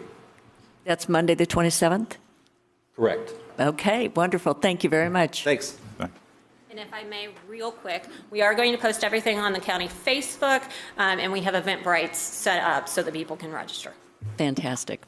Anyone else want to speak to this? Seeing none, all in favor say aye. Aye. Any opposed? Motion passes. Thank you, Melinda. Okay, Commissioner, we're going to step back to number 27. Mr. McKee can come up. This is a request to approve and authorize the chair to sign a letter to the Florida Department of Agriculture and Consumer Services requesting confirmation of eligibility of Gary Morris for the vacant North Walton Mosquito Control Manager position. I pulled this off, Chair. State your name, I'm please. Billy McKee, Environmental Services, for the record. I pulled this off, and I've already spoken to Billy on this, and but my question is, we don't have a confirmation per se process, so why wouldn't Brian or Mr. Kellenberger sign off on this? Why do we need a board confirmation? I can take that if you like. Billy? Go ahead, Billy. Florida Administrative Code 5E 13.032. This is it regulates, the Department of Agriculture regulates mosquito control programs in the state of Florida. 5E 13 is a part of the Administrative Code 5E, which outlines the employment criteria for mosquito control directors in Tier 2 and Tier 1, Tier 3 programs. Our program is a Tier 2 program. That has to do with the funding amount. This outlines the actual qualifications of the applicant, and it's pretty specific. I agree with you. I kind of thought Brian could do it. The Department of Agriculture disagrees, so the only way we could go about that is to have the chair sign a letter just recommending our applicant, who we picked through the interview process. He meets all the criteria, he has the experience, and so he's even got the director's license and all of that. So we basically, just because they think that they need to verify that he meets the criteria, the eligibility criteria that they set, which he does, then they have that. They're asking us to do that. So just to confirm on the record, the state wants a confirmation process from us. You bring one applicant to the board for the chair to sign on that confirmation process. I just want to make sure that that's clear. So let me jump in there. So I've actually, this is the first time I've encountered this either, and it's section 5E-13.03 to sub 2 and sub 3 of the administrative code. The way that works is it says persons seeking the position of mosquito control program director must submit to the Board of Commissioners, meaning you, a written application setting forth certain things. That's what's happened here. The next section says the Board of Commissioners shall forward, meaning it's not discretionary, it's to dictate to you by the state of Florida its recommendation for the new director. So while you can let Brian make your recommendation, Brian signing and sending the letter would be deemed deficient by the state because the state says the administrative code refers to the board of. So it's not really a confirmation process because Brian can't actually make this hire until the department confirms eligibility. That's right. All you're doing is making a submission of your recommendation for the director for the department to confirm eligibility. When it's first time I've come across a mosquito control director We having to haven't go done through it. this process. We haven't had to do it, and Yeah, we've had the same mosquito control director for quite some time. She just recently. 40 years. So, It was curious to me that it seemed like even the letter, I think, even says, I printed it, I can't remember what it exactly said, but I mean, it was all about a confirmation, and I'm like, we request confirmation from your office that he There you go. meets The eligibility first thing. criteria. So the confirmation from the state we're asking is for them to confirm they agree he meets eligible criteria. And that's what, they need that from us. They need us to, no, they give us confirmation. We're sending, what you're doing is approving the transmittal of a letter, and then they tell you, we confirm he meets criteria, you can then hire him. they can't do their process until we confirm our process. And No, sir. No, sir. Why are we here? That's not something. But because it says the board shall forward, you are mandated by Florida Administrative Code to forward your recommendation. They can't process this until we do that, correct? Correct. They won't process it, and you can't hire somebody if the board does not forward a recommendation. Okay. Motion to approve. Do we have a second? Do we have a second? Second. We have a motion and a second. Any other comments from the board? Anyone from the audience like to speak to this? Seeing none, all in favor say aye. Aye. Any opposed? Nay. One nay. Motion passes. Thank you. thank you. Thank you, Billy. Okay, we have a few items from planning. Number 45, Mr. Schoen. Stephen?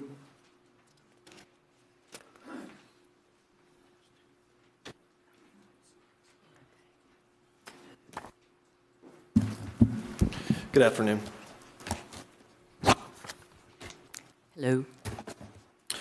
Item number 45 is... State your name. I'm sorry? State your name. Yes, thank you. Stephen Schoen, Planning Department. Item number 45 is a request to authorize the chair to sign the SHIP Program 2022-2023 Annual Report and Local Housing Incentives Certification and Review, the SHIP Annual Report, Walton County fiscal year, same fiscal year closeout. Once the chair signs the SHIP Program Annual Report and Local Housing Incentive Certification, the document will be forwarded to Florida Housing Finance Corporation. Motion to approve. Second. We have a motion and a second. Any comments from the board? Any comments from the audience? Seeing none, all in favor say aye. Aye. Motion passes. Thank you, Stephen. You're We're going to welcome. jump to number 31 now, Is that what we're doing? and then we'll go to number 46. Before we start this, could we take about a 5-minute break? Okay, let's take a 5-minute break.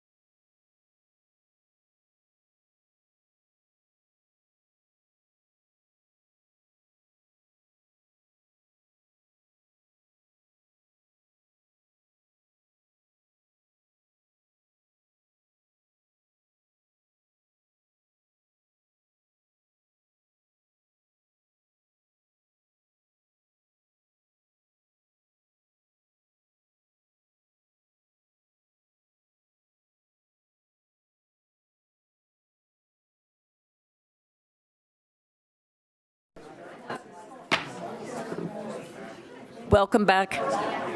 We are back in order. And Tim Brown, are you going to take number 31?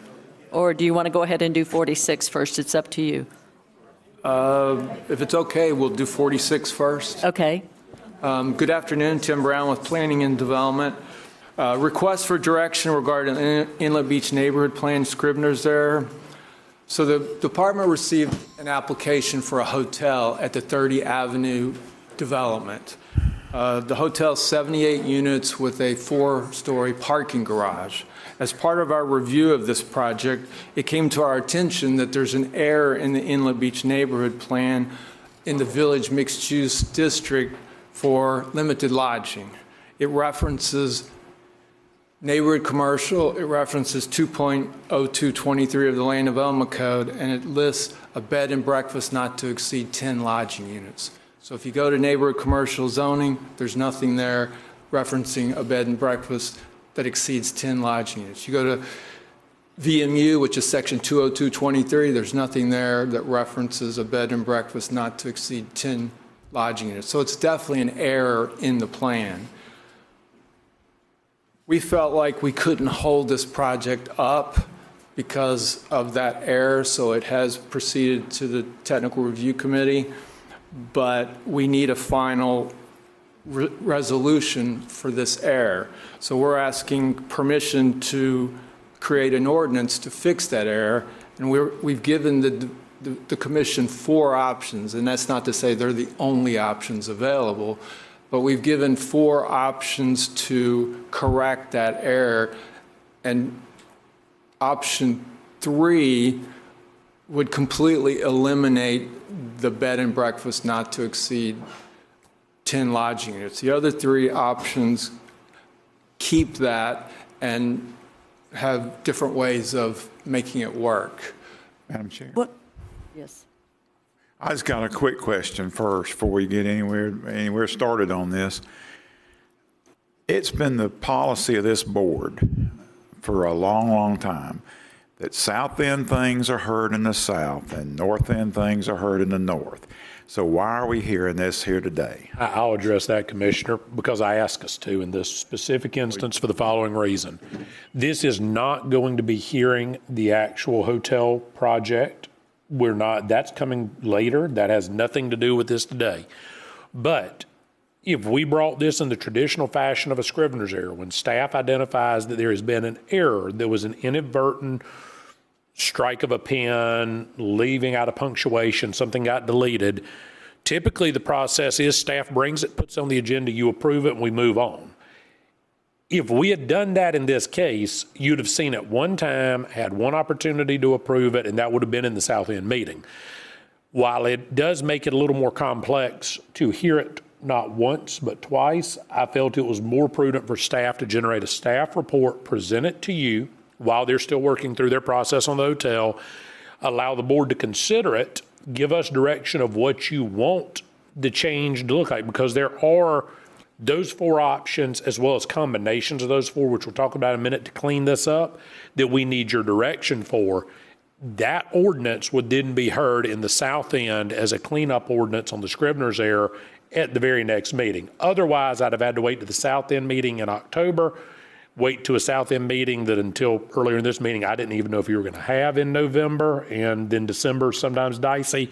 So it became a matter of convenience more than anything else for staff. But I also felt it was important because there is some explanation we want the board to hear, we want the public to hear about staff's research, my research into this issue, that we felt was better broken up into a separate meeting rather than trying to do it all at a meeting where you're being asked to approve what we're presenting to you. Okay. Tim, you want me to weigh in a little bit on what some of the research there indicated? Go ahead. So staff has presented you their 4 options. Ultimately, what I'll tell the board is when you look at the Inlet Beach Neighborhood Plan, and we're talking about the 18 amendment to it is where all this derives from. Yes, it was updated and put in the Land Development Code in 2018. Originally, it was in the comprehensive plan. And so unfortunately, it's not as simple as saying we're going to default back to the comp plan version of it. It's just not that simple. I wish it was. I'd hoped that was our solution when I first was presented with this. What I would tell you is it is very clear that the Inlet Beach Neighborhood Plan creates neighborhood commercial as a district and creates a village mixed-use district. There is no dispute both districts exist within the neighborhood plan. The language that is in the current neighborhood plan that we've now addressed for you is this language that reads limited lodging is only permitted as described in neighborhood commercial, comma, section 2.02.23 of the Walton County Land Development Code, comma, bed and breakfast facilities not to exceed 10 lodging rooms. And I'm omitting the rest of those next two sentences. What I will tell you is where that is embedded is literally embedded under the village and mixed use district, not the neighborhood commercial district. When you read the section of the Walton County Land Development Code that was in effect when this was adopted, and we go back 2.0216, not there right now, but what was there originally, that language about bed and breakfast in neighborhood commercial read just as it says right there. So everything in that sentence, except for section 2.02.23, would be correct under neighborhood commercial. Oddly, or not oddly, if you subscribe to, I think, what staff and I believe is the best track we can find of what happened here, there is no reference under 2.26 of the neighborhood plan for limited lodging whatsoever. So technically, neighborhood commercial, if you read it as is, neighborhood commercial can have lodging that are bed and breakfast uses with no limitations. You create a much broader and expansive use because under village mixed use, you now have a limitation. Versus if you do go look at the section of the code that is actually cited in your neighborhood plan, 2.02.23, the actual citation, does apply to village and mixed use. And there is a specific definition of limited lodging under village and mixed use that applies in the Walton County Land Development Code under 2.02.23. It is much larger. I'll go ahead and tell you that. Its limiting lodging means an inn of no more than 125 rooms and can provide full services. And I won't read the whole section, but it's there. It is my belief after researching the comp plan language, the pre-2018 Land Development Code, the 2018 Land Development Code, and this amendment that occurred, that it was the intention that 2.26 of the Inlet Beach Neighborhood Plan would have been neighborhood commercial and would also have included the limited lodging prohibition, or limitation, perhaps the better way of phrasing it, that existed in the Land Development Code at the time. And that verbiage would have been exactly what appears in VMU with the exception of the designation. If you think someone cut that language intending to copy and paste and track the language down, they could have well done so, but they didn't just do that. They literally cut it out of neighborhood commercial because there's no reference to limited lodging in neighborhood commercial. So we have created a little bit of a scenario here where neighborhood commercial, if we read the code literally right now, could receive greater density options in the Inlet Beach Neighborhood Plan as it relates to a bed and breakfast than any other neighborhood commercial bed and breakfast could get in the county. They could have a large-scale bed and breakfast operation that's even bigger than what you get in village and mixed use. So I think from my perspective, when we look at our options before us, option 4 would be, you can remove it all. I think that's one thing we've talked about. That would require, that's not a Scrivener's error, that's just a true ordinance change that we would have to go through. Option 4 would effectively craft the two together and provide a limitation to village and mixed use by just eliminating the language of the section, but it fails to clean up anything to do with neighborhood commercial, which is my concern. Similarly, I would tell you that with option 3, we end up with a section where you create the same scenario. I believe a hybrid between options 3 and 1, and I apologize, Commissioner Curry, please don't throw any of the little lifesavers at me for using the word hybrid, but mashing the two together is in my opinion, the cleanest way and reflects a proper correction of the error. What that would do with option 1 is memorialize that neighborhood commercial has the same neighborhood commercial limited lodging limitation that applies everywhere in the county. So we're now consistent. And that under option 3, the village mixed-use district of the Inlet Beach neighborhood plan is treated the same as every village mixed-use district in the county. I can find no example, and I'll defer to Tim and Stephen if they feel they found this. I can find no example in any of our neighborhood plans where we have taken provisions of one zoning category and said, well, we like that provision and we're going to apply it verbatim to a more intensive category that's called something else.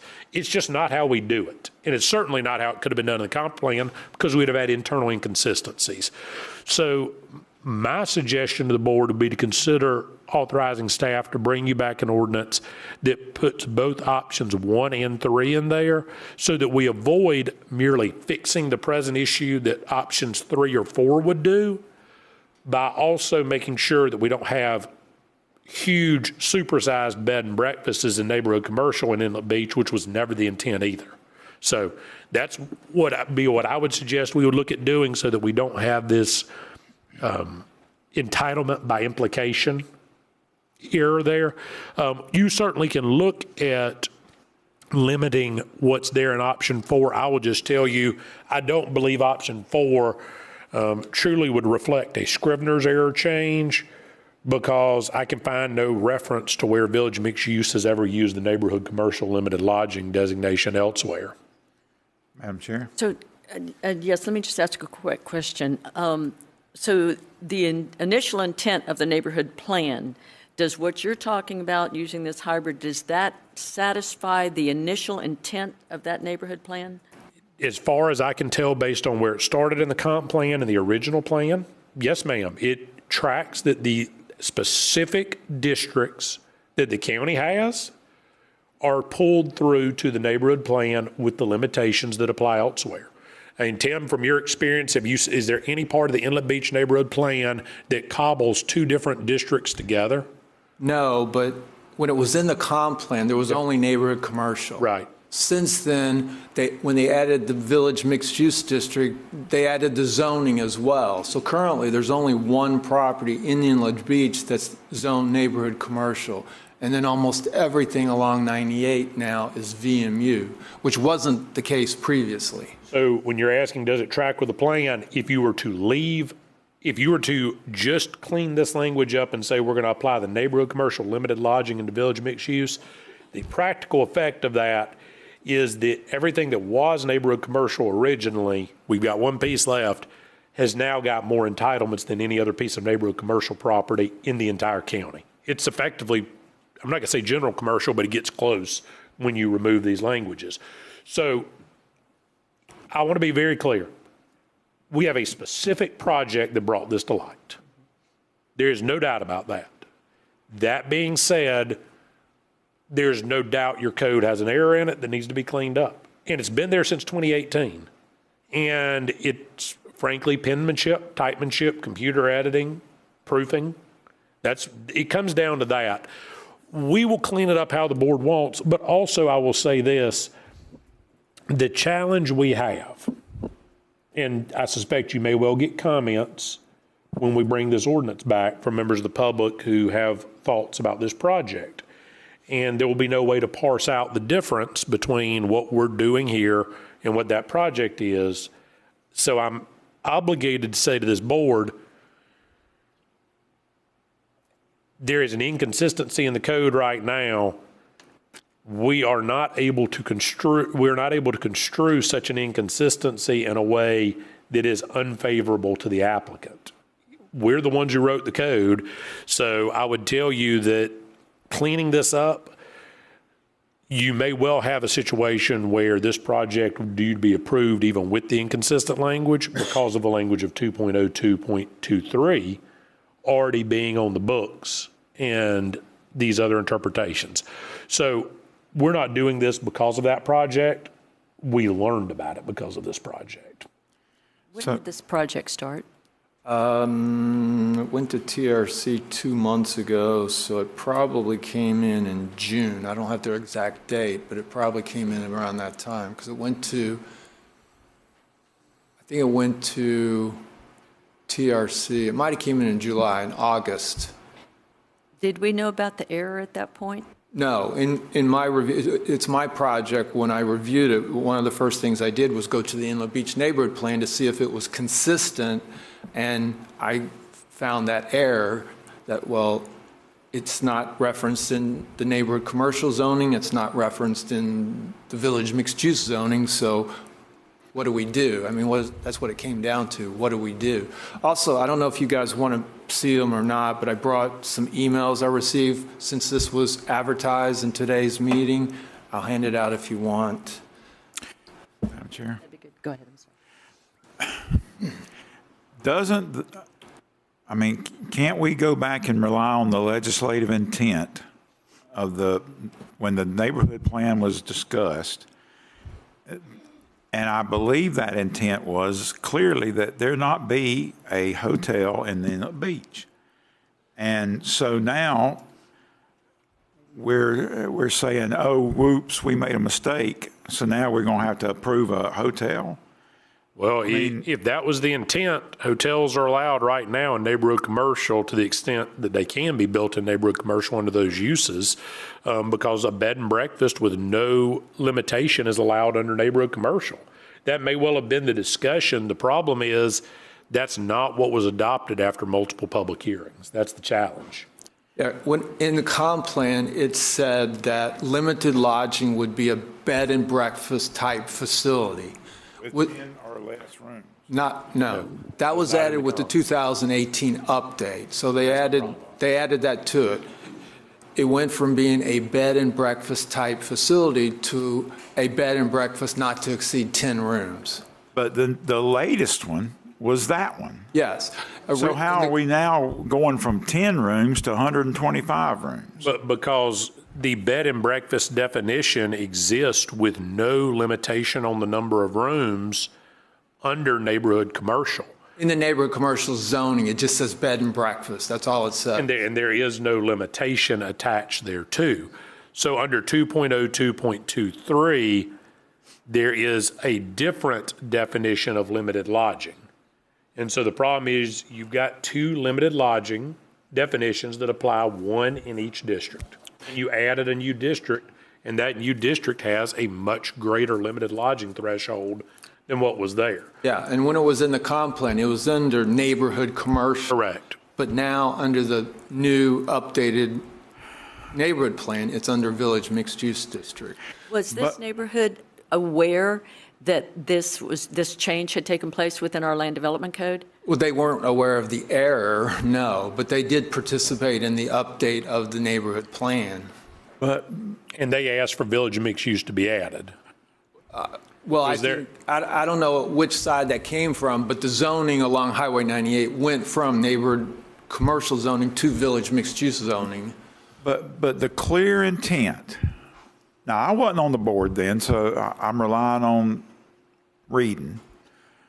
But to me, it looks like the clear intent was to limit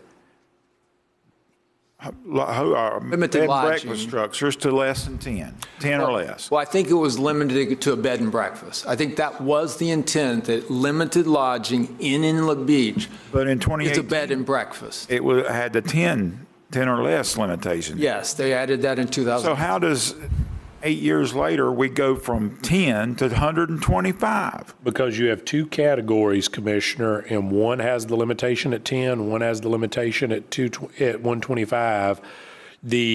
Right now, nowhere is limited to 10 based on this because you have contradictory language in village mixed use.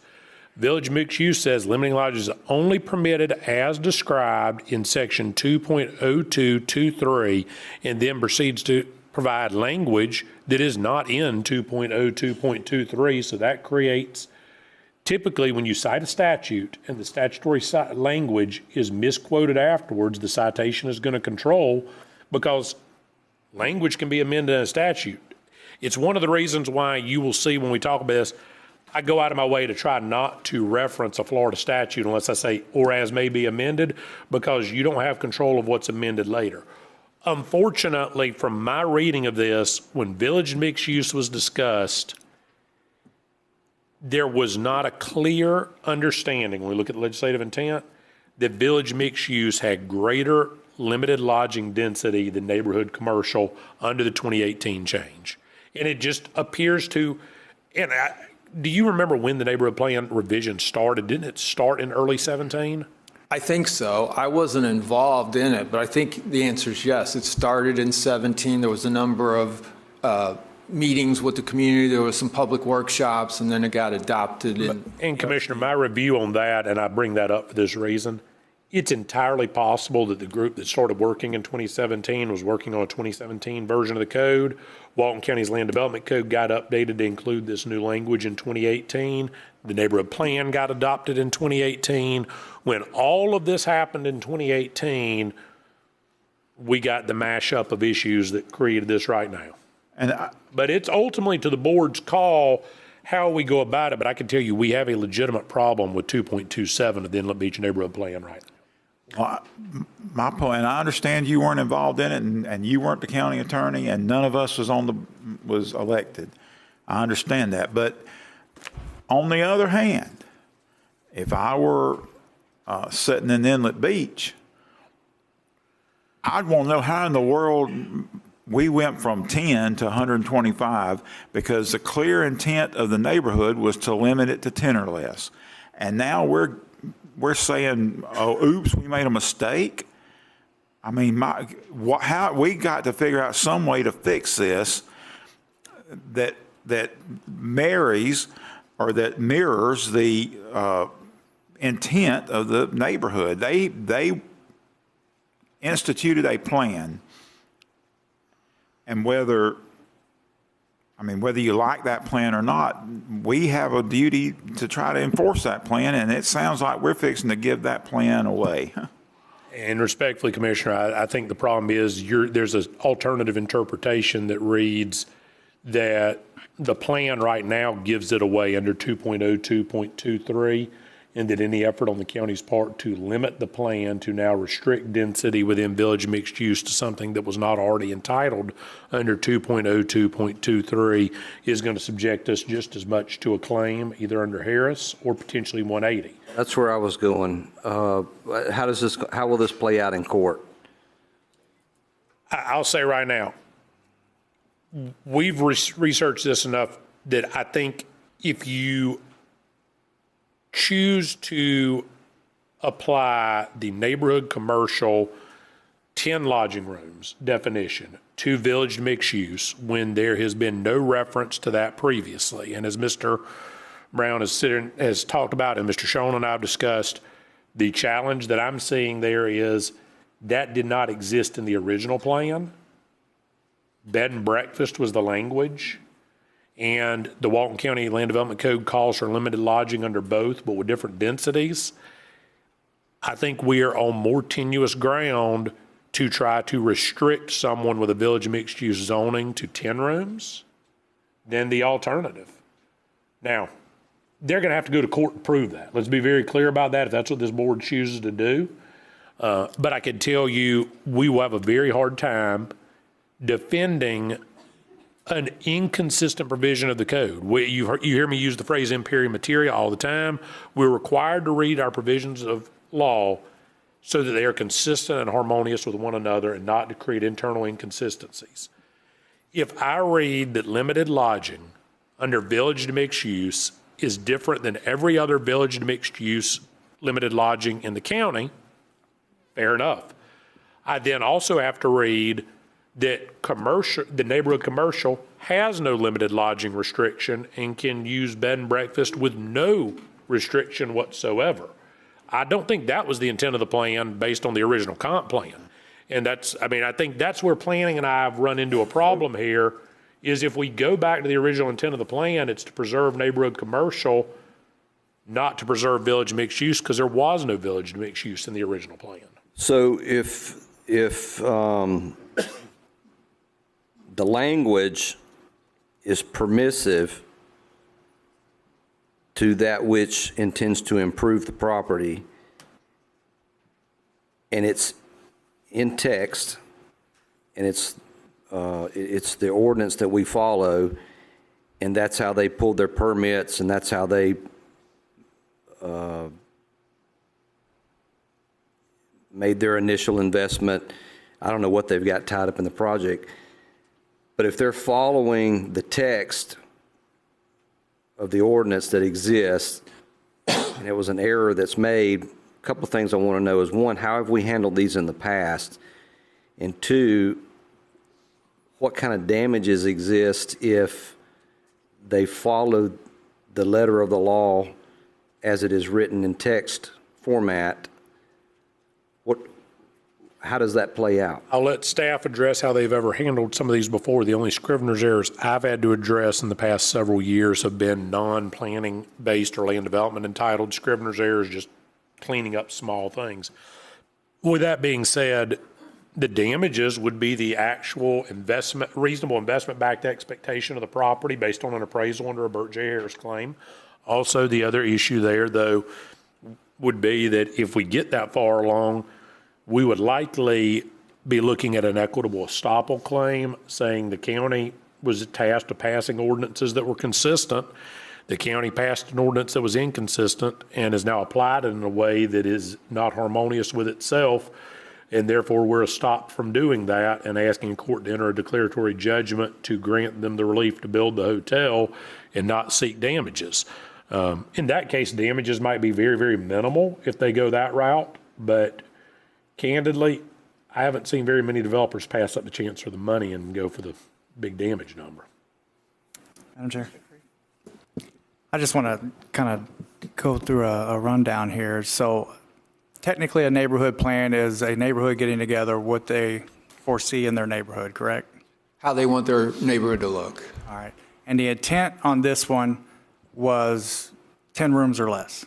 Well, certainly the original intent was to limit it to a bed and breakfast type facility. But there were no rooms. I want to be clear. Sure, That was there was never no in the rooms, original plan. just a bed and breakfast type I want facility. to go, because technically the most current is what you follow, correct? 2018. Is that what we're talking about? Yes, sir. Okay, all right, so let me finish. So now this neighborhood put this plan together, put the verbiage in that states 10 rooms or less. Whatever the error was, who's going to sue us the most? How many people are in this neighborhood they're going to sue because we put it in writing and in text, 10 rooms or less in 2018, but oh, wait a minute, we messed up. So do we decide who's going to sue us the worst? Well, we also or what's the... To be clear, we also put in writing, as permitted by section 2.02.23 of the Walton County Land Development Code, which does have language related to limited lodging and specifically says limited lodging means an inn of no more than 125 rooms and can include full services, et cetera, et cetera. So we contradicted ourselves in the same paragraph? That's within 3 words, we provide 3 different standards. Yes, that is correct. Well, my question is, if we knew about this back in June, how come we're just now hearing about this? Well, it took us quite a while to research it and get with the county attorney and trying to come up with some options for the board. So In the meantime, the developer was able to move forward. He's went through TRC. That's as far as it's got, but yes. That's why this is here before you, before he gets to Planning Commission to the BCC. This will not be before the Planning Commission or any other phase until such time as the board determines how we're handling this. Yes. Okay, so you've got the options before us, but should we wait until our next meeting, give the citizens of Inlet Beach an opportunity to look at those options? I'm perfectly fine with the board doing that and considering it then. And that's what the board, that's why we wanted to bring this up, because we felt this was more than a one-meeting discussion. Motion to continue till the following, the next commission meeting in South Walton. Second. We have a motion and a second to continue this. That will give you the people of Inlet Beach an opportunity to look at the different options. And would you like us to bring alternative versions of the same ordinance to that meeting so we can have a public hearing on that? Would you make that Yes. part of your motion for us to schedule that as a public hearing, Commissioner? Yes. Yes. We'll bring that back. Okay, we have a motion and a second. Would there be any public workshop to sit down with staff? Or we're just going straight into a, hey, here's your options, like it or leave it?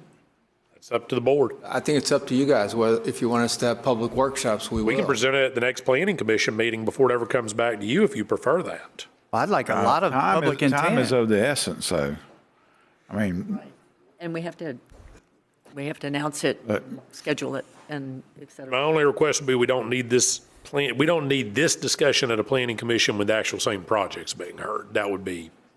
bad. Well, it's not going to move forward until this is resolved.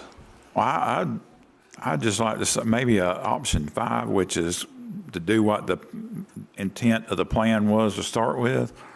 And I understand this ain't your fault. And I understand, and I don't like being sued under no stretch.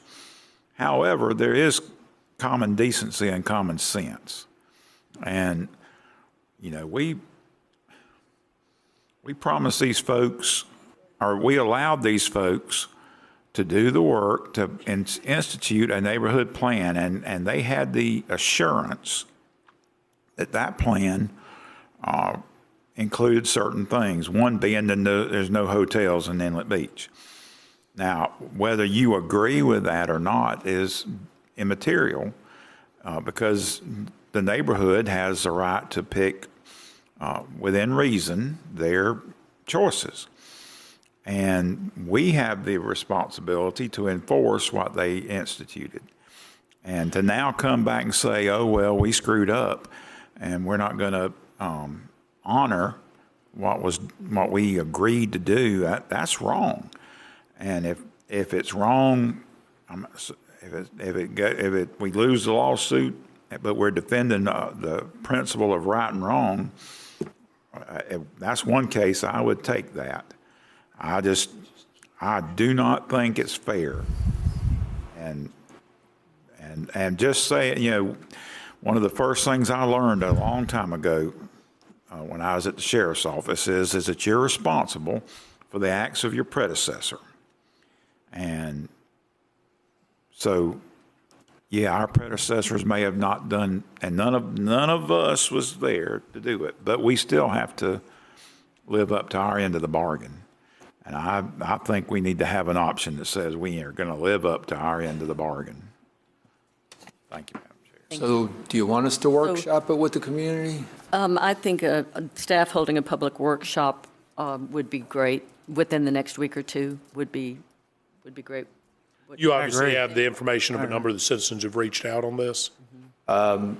Well, I've got emails from some of the citizens. Why don't we just try to coordinate a staff workshop, and then we'll still have it back at your next board meeting to keep this moving forward. Have it in Inlet Beach so they don't have to drive an hour. Okay. We do have a motion from. We don't need a workshop motion, right? No. He's agreeing to hold a workshop, so unless you want to amend your motion to add it, you don't have to. We'll bring it back at the next meeting with a public hearing either way. Is there any public comment? We got a Well, motion and not to second. schedule a public hearing, Yeah. because now you're going to have a public hearing on it and a workshop, so there's no public comment on this at this point. Mr. Jaffrey's up front, he has something to say. I'd like to let him have an opportunity, but we'll hold all the rest of the comments for the public workshop, but Will they have time at the end of Thank the you. meeting for public comment? My name is Subject Rich. to a public hearing, so they would not. My name is Rich Jaffe, Jaffe. We live in Inlet Beach full-time. My family's owned property there for 60 years. At the time those amendments were written, I was the president of the Historic Inlet Beach Neighborhood Association. I had a strong hand in writing that document, along with your planners. It was your planners that pushed us to get into the Land Development Code. Our neighborhood plan actually was started back in the late 90s, and there are some folks here who had an intimate dealing with that. Another one of my board members at the time is here as well.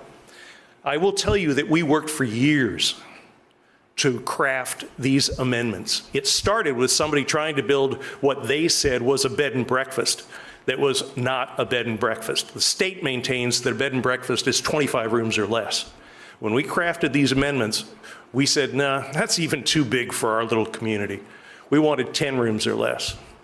And we counted on your planners, and I can tell you who they were, to craft the language and the details for this plan. There was never anybody in Inlet Beach that wanted to see a hotel built within our boundaries. It has always been that way. It has never changed. The only people that want to see a hotel built there are the predators that are coming up with this program right now. It has not changed. Now, we can hold all the workshops you want, but the reality of it is when we crafted this with trust and faith in your planning department, and the board approved it and the state approved it, the language in there said nothing bigger than a 10-room bed and breakfast. That still is what it should be. Now, you may have to amend it. Frankly, if there is indeed a mistake, and it was a typo or a Scribner's error or whatever you want to call it, fix it. Make it right on your end. But do not alter our plan and what this community has worked for and stood for so many years, trying to do the right things right and control and limit the predators that want to build these monsters within our confines. I would also point out to you that short-term rentals in Inlet Beach, like many of the other communities, have taken a nosedive this year, and I think you all know that. And if you were to allow a hotel to go up with 78 rooms or 125, whatever it is, you would be stealing those potential guests from the folks who are counting on them in those little rentals. We counted on you. We counted on your departments. We counted on your planners. We're counting on you again because it is not right to allow a hotel to be built on the backs of a tiny technical mistake that was never intended in the first place. Thank you. Thank you very much. Goodness. Okay. Schedule it. We have a motion and a second on the floor to schedule the public hearing. So, And if anybody else who is here who wanted to speak, please give your email to Mr. Bryant so that he can make sure he notifies you of that. And certainly any of the initial planning members who are part of that want to offer any of the documents they had at the time, we'll gladly review them. I think that's been one of the challenges is looking at the initial adoption and the comp plan going back to the 90 and the county's lack of records on that issue to those points that provides that problem. So Mr. Jaffe, certainly be more than happy to talk to you about that and make sure that's all part of the public hearing presentation the board gives. all in favor, say aye. Aye. Any opposed? Motion passes. Thank you. We're going to step back and do item number 31 now.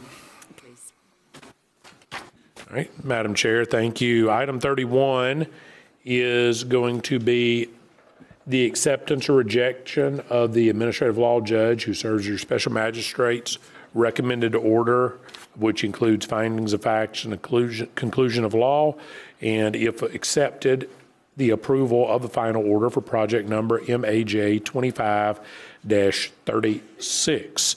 You have in your packet the signed order from the administrative law judge. This matter was heard on September 8th, 2025. You have a 13-page order there in your packet. You have a 13-page attachment. You have an order that reflects 9 total pages. It was signed and executed on the 16th day of September. We are within the 30 days required by ordinance. Go over a few ground rules of this just so we're clear. I want to read from the ordinance the board adopted that Once the special magistrate has heard the matter, a written decision shall be prepared and issued to the Board of County Commissioners, who upon receipt shall, within 30 days or not later than 3 regularly scheduled board meetings from the date of receipt, take action to either accept or reject the decision of the magistrate. We are within the 30 days, so I'm putting that on record for clarity. Said action shall not constitute a public hearing. We're not opening a public hearing. That's already happened. Nor shall public comment be taken, as all opportunity for public comment will have been offered during the Planning Commission and testimonial phases of the special magistrate proceedings. Said approval may be done as part of the consent agenda or similar slate of approvals. You've pulled it off the consent agenda, so it is for the board's discussion. Your ordinance specifically says there is no public comment. I know we've talked about this before about amending that. For the board to do it, the board would have to direct us to amend the ordinance. The board would also have to vote to suspend its rules to allow it if the board wishes to have it. So that's at the outset. In terms of your standard, I want to talk about what we have to do today. First off, Mr. Brown, are you going to address planning side of this? You want Mr. Schoen to? I will, if I Mr. can. Brown, Mr. Tatum, come on up here. If I can answer the question, I will. I think it's a pretty simple fact. I'll note for the record, the magistrate's decision is clear on its face. There are 2 parties to the action who appeared before it with party status, one being the applicant, one being the county. Obviously, they received testimony and even included expert testimony from others, but there are 2 parties. Has Walton County Planning, Mr. Brown, submitted any written exceptions to the magistrate's order? No. Mr. Tatum, has the applicant submitted any written exceptions to the magistrate's order? No, we have not. So typically what would happen in these proceedings is you would have written exceptions filed if someone wanted the board to consider something different. But ultimately it comes down to this. You're tasked today, board, with accepting the magistrate's decision unless, and it says if the board chooses to reject the decision under your ordinance, you have to state on the record as part of the motion the specific errors that you find in the magistrate's finding of facts and conclusion of law, and provide, when we do that, the record citations of where in our record those errors exist. To cite how circuit court judges deal with magistrate orders, rejection only occurs if findings of fact are clearly incorrect, meaning they find this project's in Inlet Beach and it's in Choctaw Beach. That will be clear. The magistrate has made an incorrect judgment as to the legal effect of evidence presented. That's an application of law error. Or third, if there's an abuse of discretion. The magistrate has broad discretion because they heard this. You don't reweigh the evidence, and the decision comes to you clothed with the presumption of correctness. So what I'll tell the board is, I know it was pulled off that. I know the board wants to have some discussion. I'll defer to the board on those issues, and then I will attempt to answer any questions you may have about the magistrate's issue. I do believe if the board has questions about the overall, about anything specific, they can ask staff to clarify those, but please note it is not evidence, and nothing you hear today, whether public was allowed to speak or not, is considered evidence upon which a decision to contradict the magistrate's order is heard. That's just not how it works. Motion to approve and accept the report. Enter the final order. We have a motion. Do we have a second? I have a substitute motion. May I? May. I'd like to suspend the rules for public comment so they can comment. Okay, do we have a second on that? Wait, Is that how? are those 2 competing motions? They are not competing motions. Commissioner Glibel's entitled to his second first, and then the public comment would be a second motion that would not be a substitute. So we need a second for Commissioner Glidewell's motion. I'll second the motion. Okay, so you've accepted. Now, if you would like to make a new motion, an original motion now, Commissioner Curry, to allow to suspend the rules to allow for public comment, I will note the ordinance says it shall not be done, but I do recognize that that is the board's own rule, so. I would like to suspend the rules so that the public can comment. Do we have a second? Second. We have a second. Okay. The applicant will have an opportunity to speak accordingly based on that motion passing. I want everybody to be aware of that. Okay, all in favor, say aye.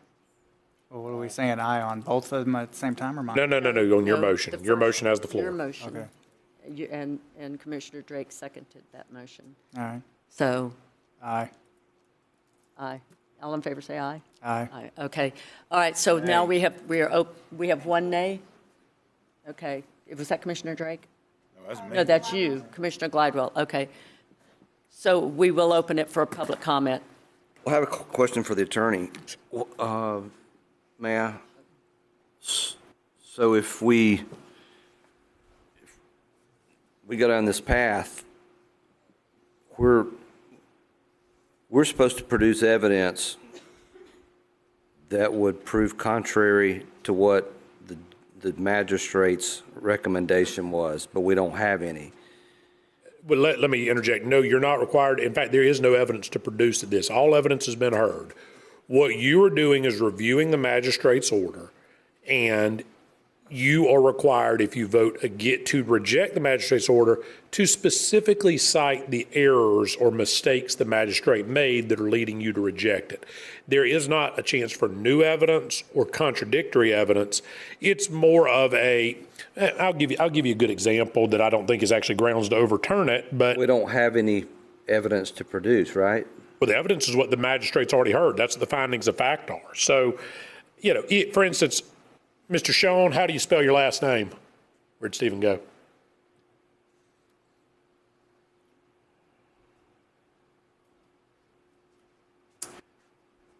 S-C-H-O-E-N. Mr. Sean's referred to throughout this report as S-H-O-E-N. Now, that's a mistake. Now, is that the kind of mistake that leads you to believe the magistrate didn't know what the magistrate was doing or made incorrect conclusions? I'll leave that up to you. I probably can draw my opinion on it, but I'm going to leave it to you. An example, though, would be if Mr. Cerna, the expert that was called, was named Samantha Robinson, and the magistrate keeps referring to expert as Louis Cerna. That would give you reason to believe the magistrate didn't know what on earth they were talking about. Maybe it's an inaccurate order. But ultimately, what you're doing is you're reviewing an order that's before you to see, is there anything in there that appears to be inaccurate or incorrect? No one has submitted exceptions to that, including the two parties, which is normally how exceptions get presented. Right, that's what I'm getting at. If nothing was presented, then what remains to be our obligation? Approval. To approve it? So that's, okay. Or disapproval. Now we're going into a new process, though, where we're going to open it up to public comment, of which I second, because I don't ever want to deny public comment. But if the public comment is used to deter our decision-making process, then aren't we at foul there? Absolutely. That's why your ordinance is written the way it is, to allow the public to comment multiple times before we reach this stage. Which, by the way, the public did talk in this. Have great trepidation in what we're about to do.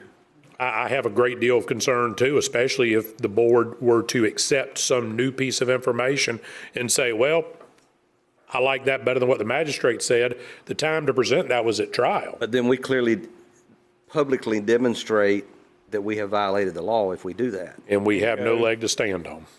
That's why the ordinance was written. I know there's a lot of debate about the public not having a chance to speak here. The ordinance is written to reference multiple opportunities for public comment and specifically created under sub F of the ordinance an increased public participation method in front of the Planning Commission where legal objections could not be entered to silence public comment. I'm going to pull my motion. I mean, my vote. Well, you want to reconsider on the... It'd have to be a motion to reconsider, would be. On the prevailing side. I voted no. So y'all. She's on the, well, having been on the prevailing side, I'll offer a motion to reconsider. Can I second that motion? Yes, you may. Second. Because we only have 4 in this unique scenario. Everything deadlocks otherwise. So we have a motion and a second to reconsider The public comment. the public comments. All in favor, say aye. Aye. Aye. Any opposed? We have one nay. Okay. Can I just ask one question? Once this is over, I know it's not on the agenda, but could a motion be made, if it's made, to go back to the quasi being heard by the board?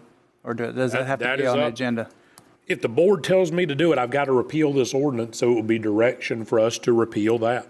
Of course, it would not affect any project that is already scheduled to be heard by the magistrate or started the process after the start date. Do I have to put that on the agenda and give 2 weeks? Well, no, I mean, you can, if the board wants to direct as part of this, that at any point in time you want me to bring back an ordinance, what we will do is we will then come back with an ordinance. We would request to schedule a public hearing. We would advertise for 10 days. You're about 30 days out of being able to do it. But you can tell us to do it whenever you want, and we'll bring it back within the normal time of producing any ordinance. This is just a repeal. It won't take a month to write. But y'all, before we go down this road, let's look at realistically what we're doing. Right there are the conditions that the magistrate placed on the project. Now, I'm not going to ask Mr. Tatum to come up here and put it on the record, but I bet you if he, in his heart of hearts or in a private moment, he would say he would have rather had that before the board than, because the board would have passed this probably with none of those subjects, those conditions. The citizens that is in the surrounding neighborhood and the public, per se, get those things, scroll on down, they go to why. Go on down. Why? There is a lot of conditions there that are going to help the public. None of those, I have been on this board 7 years, I haven't seen 5 instances where any of that was passed by any board. So, I mean, we can play politics with this all we want to, and I'm just as subject to play politics as anybody. But this is a good thing for the citizens of this county. And I guarantee you, Mr. Tatum, if he had to be put under oath, would say they would have rather not had them. So let's think about this. This is actually a good deal for the public. And I mean, I've always contended it's a two-edged sword. I mean, it can be or it cannot be. But ultimately, you know, I felt like we should retain the authority. But that being said, we also have a duty to abide by the law.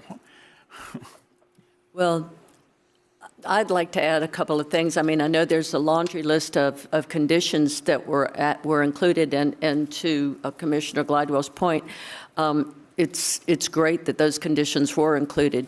But there's one thing that I don't see on there, and I know that the people want, and I would like to ask Mr. Tatum if possibly would the developer be interested in trying to leave some trees in the neighborhood? And I will note for a record, the chair and I have spoken about this. While my initial thought was, no, we shouldn't get into this, after reviewing this file, I will say the reason there's not a condition about tree preservation is probably what you're going to hear from planning staff and Mr. Tatum about what is and isn't out there. So I do want that addressed, because there's a reason there's not a listed condition there, but I think we can talk about that, Mr. Tatum, so please do. Okay, so at the hearing, evidence was presented that there is approximately a little over 9 acres of completely undisturbed property with this development. There will be no clear cutting. There is a mosquito ditch that runs the western boundary, running north-south, and a mosquito ditch that cuts through about the bottom third of the property. Both of those must be buffered according to the mosquito district, and we are doing that. There will be also buffering, obviously, around the wetland area, which is on the northern side of the property. So there's over 9 acres of property that will not be clear cut. Where the roads and the houses are going, that's where you'll see the cutting. Well, that's why I'm asking you if they could leave some in that area. It's almost impossible to answer that question today. Could you look into it? It's almost impossible for them to answer that question because after it has been discussed. However, until they go out there and stake out the lots, stake out the roads, figure out, what root balls are not going to be touched, it's hard to say that they can definitely leave a certain amount of trees or any particular tree. Right, I understand that, but, there are some neighborhoods out there that they go out of their way to maintain some of the really more beautiful trees that are already on the property rather than clear cutting. And it would be a nice way to, try to start moving in that direction. I know our tree ordinance isn't in place yet, but hopefully it'll be brought back soon. But, if there's anything that they can do to, save a few of the trees would be great. But the developer is trying to think of a way to say this without bringing up any particular building company, but is a higher end builder. They will create a quality product. They will attempt to save trees when they can, but like I said, it's really hard to make any kind of promises on that. I understand. Okay, all right. Thank you. And I really can't bring up any new evidence. Have you had a chance to review the draft tree ordinance that Walton County's been working on? I have. You have or have not? I have, but it's been months ago. So I can't answer any questions as it were. I was going to ask him if he was familiar enough with it, if he thought that they would be in compliance with said ordinance, even though it's not been adopted, but I can't put him on the spot if he says he doesn't know. I would also mention that there is no preservation buyout associated with this project, which is kind of unusual on the south end. Okay. All right. Does anybody have any other questions or comments? You're tempting me to put you on the spot. But I'll restrain myself. Okay. I'm happy to say I don't know if I don't know. Do you want to ask planning similar question about what this would look like relative to that tree ordinance? They might have more of a knowledge about that, Madam Chair. Stephen or okay. Okay. Lucky you, Stephen. Can you tell us what the tree ordinance would look like? I can give you a very sort of nebulous view at it. I guess in my opinion, with the amount of land that they are not clearing, it would probably be pretty close to where we are with the tree ordinance. It's gone through a number of different iterations. We went through a number of workshops, and we're still really hunting for that middle ground to find a balance there between those competing interests. So I suspect out of a 20-acre piece of property, they're preserving essentially a third of that. I suspect we'd be pretty close to meeting that standard. Okay. Thank you. If I may, we have a street tree requirement in our code. You have to put one canopy every 25 feet along the streets. So we did require that. That's not exactly what you asked, but they will be putting those trees in the end. So there'll be those trees right along the streets. Okay. Thank you. Okay. We have a motion and a second. To pass or to accept and review and approve. And issue the final order. All in favor, say aye. Aye. Any opposed? Motion passes. Thank you very much. Okay. Moving on, item number 47, Scott Caraway is going to present.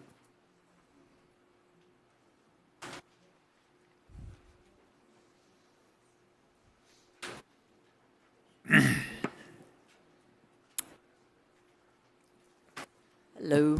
Good afternoon, Commissioners. Scott Caraway, Walton County Public Works. The first item before you is a request approval to accept and authorize the chair to sign the right-of-way map and legal description of Amanda Lane into the records of evidence of county limits in accordance with Florida Statutes 95-361. Amanda Lane is a road located off of Kings Lake Road. We've maintained it for about 30 years. This is just to formalize our maintenance limits on that road into county record. Motion to approve. Do we have a second? Second. Motion and a second to approve. Any comments from the board? Any comments from the audience? Seeing none, all in favor say aye. Aye. Any opposed? Motion passes. Thank you. Thank you. The next item is a request to approve the installation of a geopolymer lining system for the culvert located at County Road 30A near Stallworth Lake. This will be utilizing a trenchless pipeline rehabilitation service under the HGAC BY cooperative contract with Vortex Services LLC in the amount of $174,644. This is an existing roadway crossing culvert that crosses up under 30A at Stallworth Lake. That culvert is failing. We've had to repair that road several times with some asphalt. This is a less invasive way to repair the road than replacing the culvert. They will use a geopolymer that'll be spin cast inside that culvert. We've used it on several different projects, Walton Way and others. We found good success using this product. This way we don't have to disrupt any traffic. The only disruption will be to the multi-use path. They will have to stage some equipment in the multi-use path while they construct this project. The traffic would be really happy. Yes. Motion to approve. Second. We have a motion and a second. Any comments from the board? Any comments from the audience? Again, I think this is a great idea. I'm glad to see that you're doing that to support this and not being so intrusive. All in favor, say aye. Aye. Thank you very much, Scott. Thank you, Madam Chair, Mr. Caraway, Madam Chair, Yes, sir. you need to tell him not to wear that kind of stuff. I'm trying to boost the NIL money at Auburn. I'm sorry. No, we should have a rule, no Auburn stuff. County admin approves of that shirt. I have to talk. Item number 49, Commissioners, this is a request for direction on recommendation of PGA Tour sponsorship from Tournament Negotiation Committee. Previously, we've heard this item a couple of times. The last direction you gave, Matt Algren, Matt, if you want to come on up, was to put together a select committee to come up with terms and conditions favorable to the county and present those to the PGA people to see if they would accept them. The committee has met, and Matt has more information on that he'd like to share. Chair, Commissioners, thank you for the opportunity to be here. Matt Algren, for the record, Walton County Tourism. So as Mr. Kellenberger alluded to, we've talked about this item a lot in a lot of different settings. Based on the conversations we had with that negotiation committee, what you see before you is kind of the 4 key points that came out of those conversations that the committee felt comfortable bringing to you all for dialogue and direction to move forward. So looking at the first item is for Walton County to be responsible for 50% of the cost of the tournament, to retain title sponsorship, to have authority to approve or disapprove the PGA selected co-sponsor, and to require the PGA to disclose venue sponsor contributions, whether those are monetary or in-kind contributions. So coming out of those meetings, I have then shared these points with our representative at the PGA Tour. They were open to the idea of at least taking these figures to be a starting point for a conversation. If you'll recall, kind of what they've asked us all along was, what is a number that we would be comfortable with? And that was really kind of one of the bases for kind of moving those conversations along, was that determination of a dollar figure. So I think this potentially gets us closer if that's the direction the board wants to go. I think a couple key points that are probably worth considering. Madam Chair? Yes. I didn't mean to cut you off. Oh. But on the other hand, we have beat this horse dead. And I think it's obvious this is not the right fit at this time for Walton County. And instead of just keeping on dragging it and dragging it and dragging it, I would just say that I'd make a motion that we tell the PGA thanks, but not at this time, and move on about our business. Second. We have a motion and a second. Any comments from the board? I will say I'm disappointed, but I understand, because it has been going on for a long time, and it's unfortunate that we couldn't come to an agreement with them. But any comments from the audience? Yes.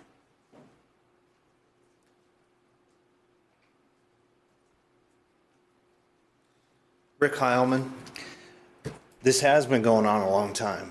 Y'all have been given a wealth of information about how the entire county would benefit from this. And you continued to kick the can and kick the can and kick the can until you got to this point where we said, nope, we're out. You did not do your due diligence on this.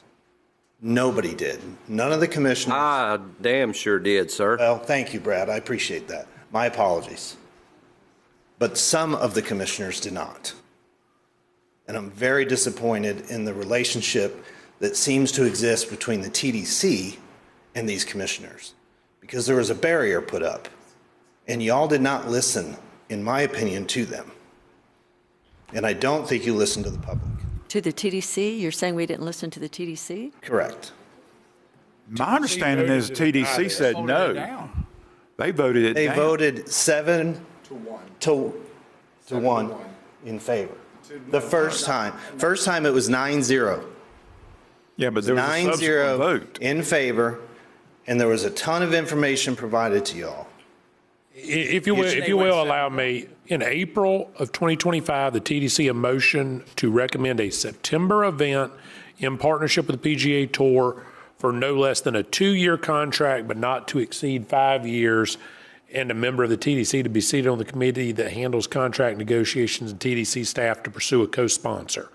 After that broke down, there were additional discussions.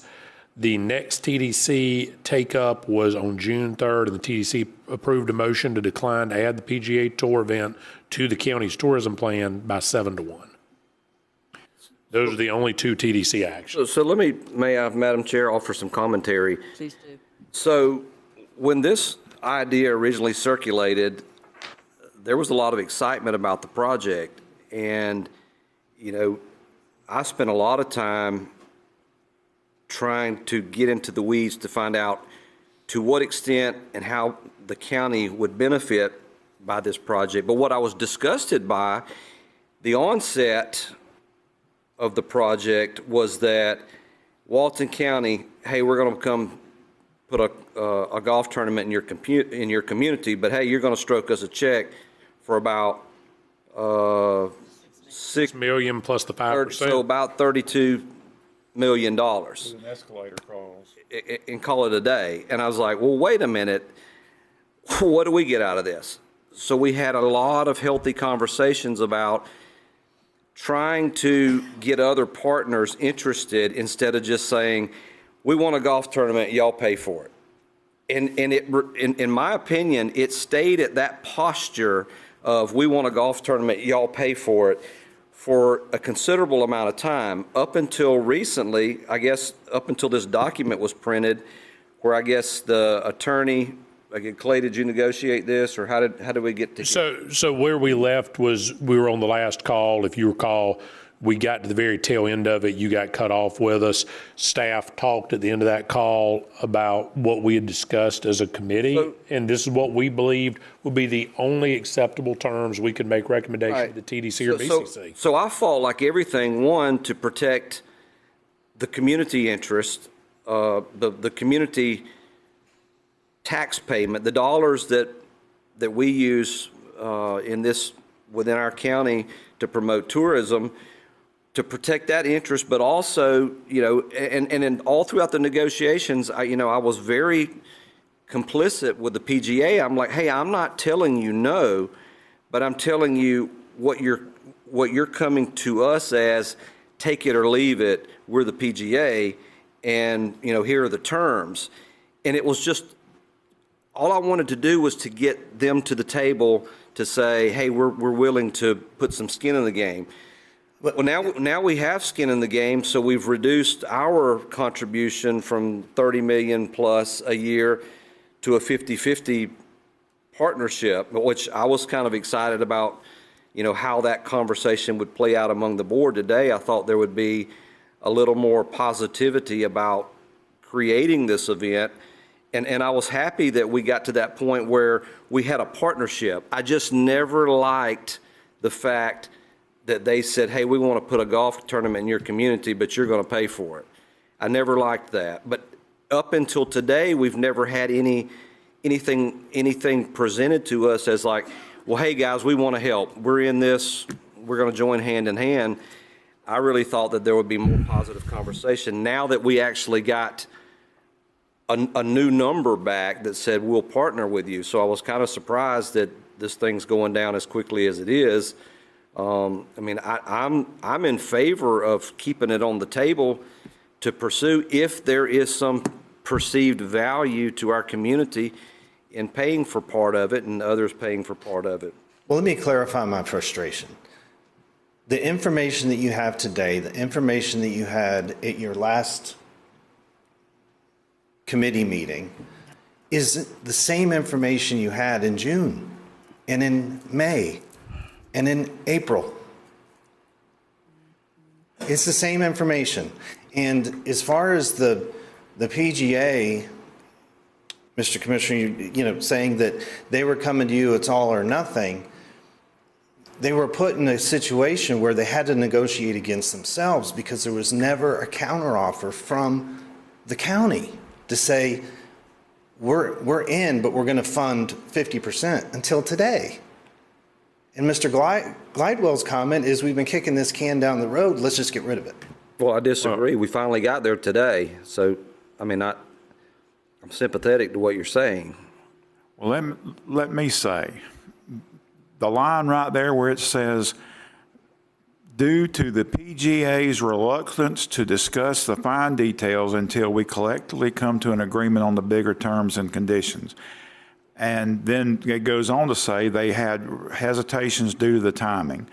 And the event would not be guaranteed until all $6 million had been secured. And the request to disclose venue contributions, which, to my understanding, we don't even have a venue. And when this first came up, I was interested. But there's been no movement in months. We just keep stringing it along and stringing the public along. And I totally agree. I find that to be, it's not advantageous to the citizens to just keep stringing this along. And at the end of the day, $30 million is a big bet on something that might not help us. And so I don't see any point in wasting any further time in discussing something that I don't think's ever coming true, because I don't think there's 3 votes to do it. Well, it needs to be 4 now. It needs to be 4 now, and I surely don't think there's 4. Because it's not in the tourist development plan. The only way to amend the plan over the TDC's wishes is a supermajority vote. So when they dropped it from this plan. Unless we send it back to them. And they choose to add it to the plan. But that takes 5 of 9 to do it, and somebody to reconsider out of that.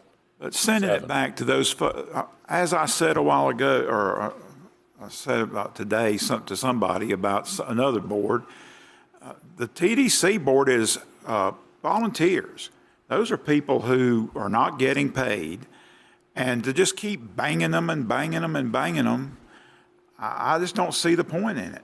They've already told us twice. How many more times? And we have to have 4 votes to override them, and we don't have 4 votes. I don't think. I don't see 4 votes.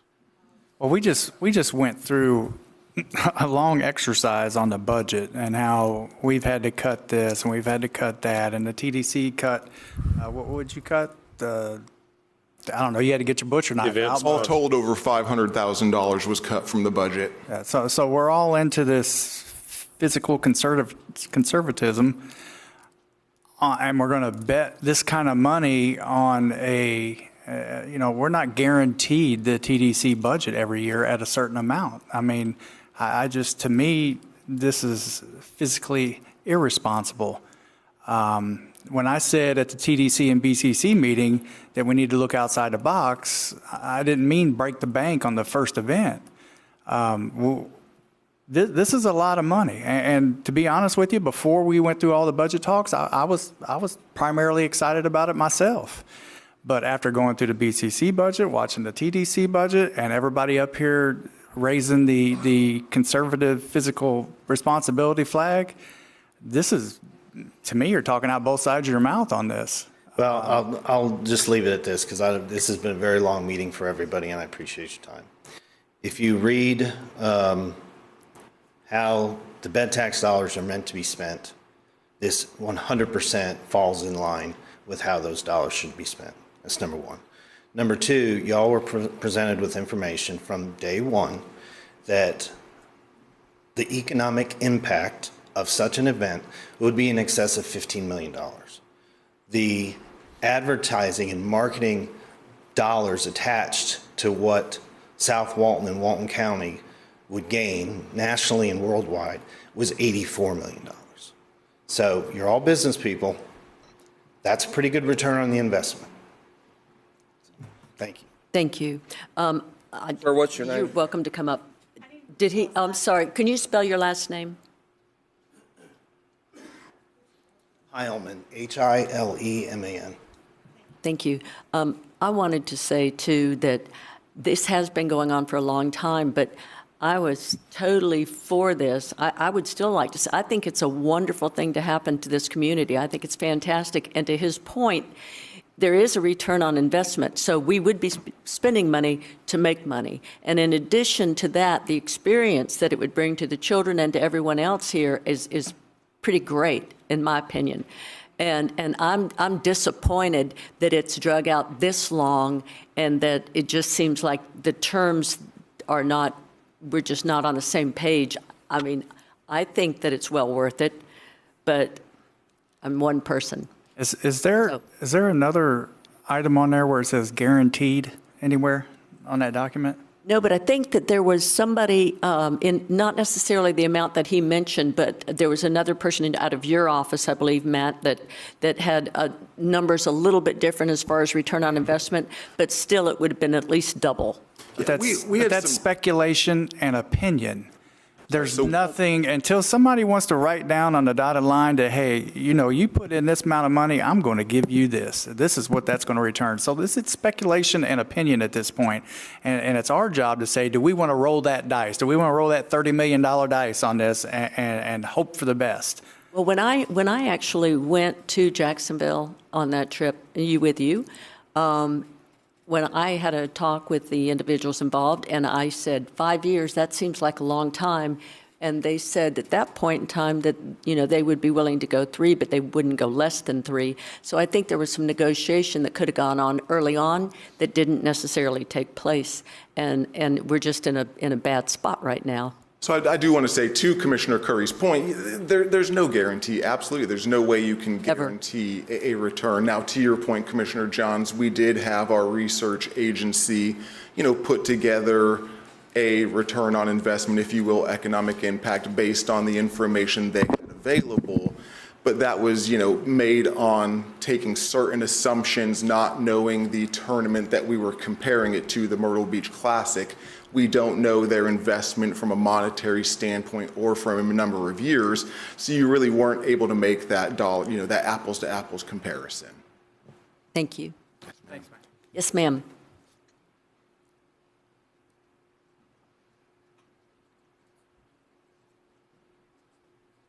Commissioners, Melissa state your Forberg, Forberg. I vehemently oppose this.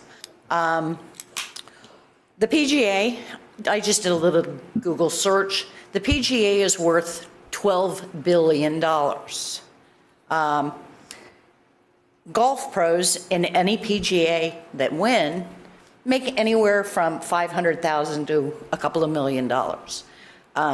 Walton County spending $6 million a year for 5 years with a 5% increase is a bad idea. This tournament is set to be put on either in September or October. That's the height of the hurricane season. What happens if all this planning goes into effect and we have a hurricane? The PGA pulls out, they go somewhere else, put on their tournament, and we're out $6 million.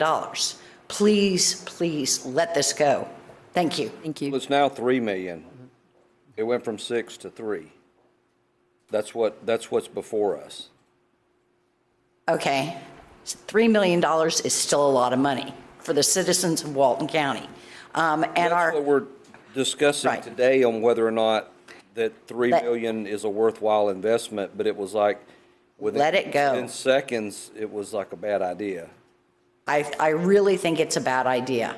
If it were a pro-am charity event that would bring in people to watch and bring in outside money, I'm all for that. But to invest TDC dollars for a specific venue, for a specific weekend, I don't think that's a good investment. Thank you. Thank you. Anyone else? Yes, sir.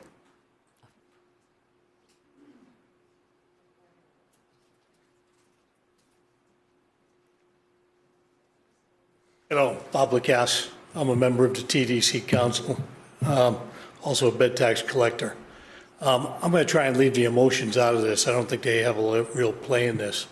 My point is, this is not property taxes collected. This is taxes provided by people that come here from tourism to establish more tourism, specific to shoulder periods. Okay, that's exactly what these dollars would be spent on, would be shoulder periods to increase the visibility. The long-lasting effects of this isn't just in tourism, but it's also in property value, et cetera. There's been plenty of case studies done on that. So leaving the emotion out of this, I think it's very disappointing to me to see that we put all this work and effort into promoting the area, the destination, spending the tax dollars where we do, our investment as a private company to do that, and then lack the support of the dollars we collect from these people staying with us to put them to use to drive more tourism. This is a golden opportunity, and any time that you do, there's risk involved in any business that you do. And this is a good, solid risk with a proven track record. So when you consider that, and when you say no today, I hope that at least going down the road, put the right people in the right place to spend the money in front of them to drive more tourism to our area. Thank you. Mr. Lacasse, let me ask you a question, and I don't mean this in any indignant manner, but this is how public government works, so we have to ask uncomfortable questions and abide by the law. So with that said, right now, the terms are, well, at one point it was county pay 100%, and then and that was the deal. So now we've pushed it to the county's, seems like the negotiated offer to be considered is at 50%. So it seems like, you know, according to the last lady that testified, that even that was too much. So let me say this, I mean, in all practical purposes, it looks like just the organic layout of the territory and how this tournament would be structured, Sandestin would probably be the largest beneficiary of this tournament. So with that said, is if today we're at 50-50, would you guys consider making a contribution or investing in this, in the cost of the tournament?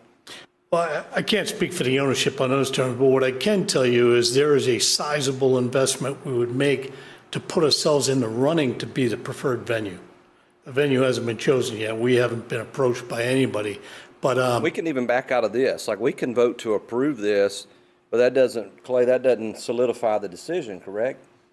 No, because you still have to approve a contract We have to later. go to the table and approve the contract. So, you know, if like. If we even get there. I would tell you that Sounds like the investment from Sandestin would be significant just to host a tournament of this caliber. On top of that, you know, I think anything you put out there to get the PGA to come to the table would be worthwhile to negotiate. To just close it down, I think it's poor business practice.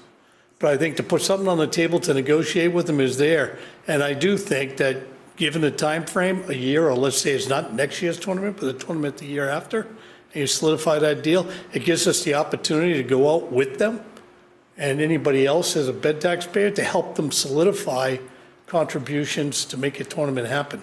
At least it puts us in a game plan.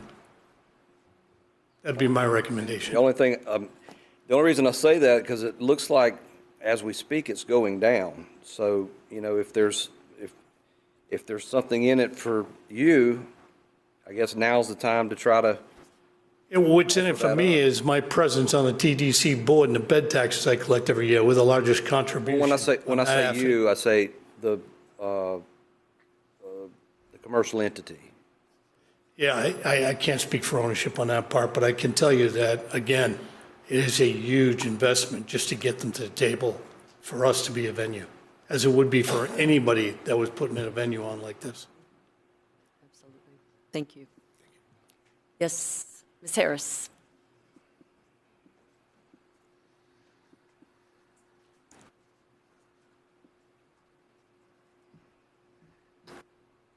Matt, when you said it was voted down by the TDC Council 7-1, is that what you said? Mr. Lacoste was the one who voted for it. It's all over that the man that spoke before Mr. Lacoste is head of their golf tournaments at Sandestin. If you read, it talks about where he's posted that the FedEx is coming back to them. I just got a call from somebody that was in a meeting at Sandestin of all their employees today. They said it looked like the golf tournament was coming to Sandestin, would be approved today. So what I'm telling you is, y'all have already thumbed your nose at the TDC, who put in for an executive director into their budget. Y'all approved the budget for one, and then today said, oh no, we don't want one. So you've thumbed your nose at them once. They don't want it. I'm getting texts from them because I'm texting them saying what's happening, telling them what's happening.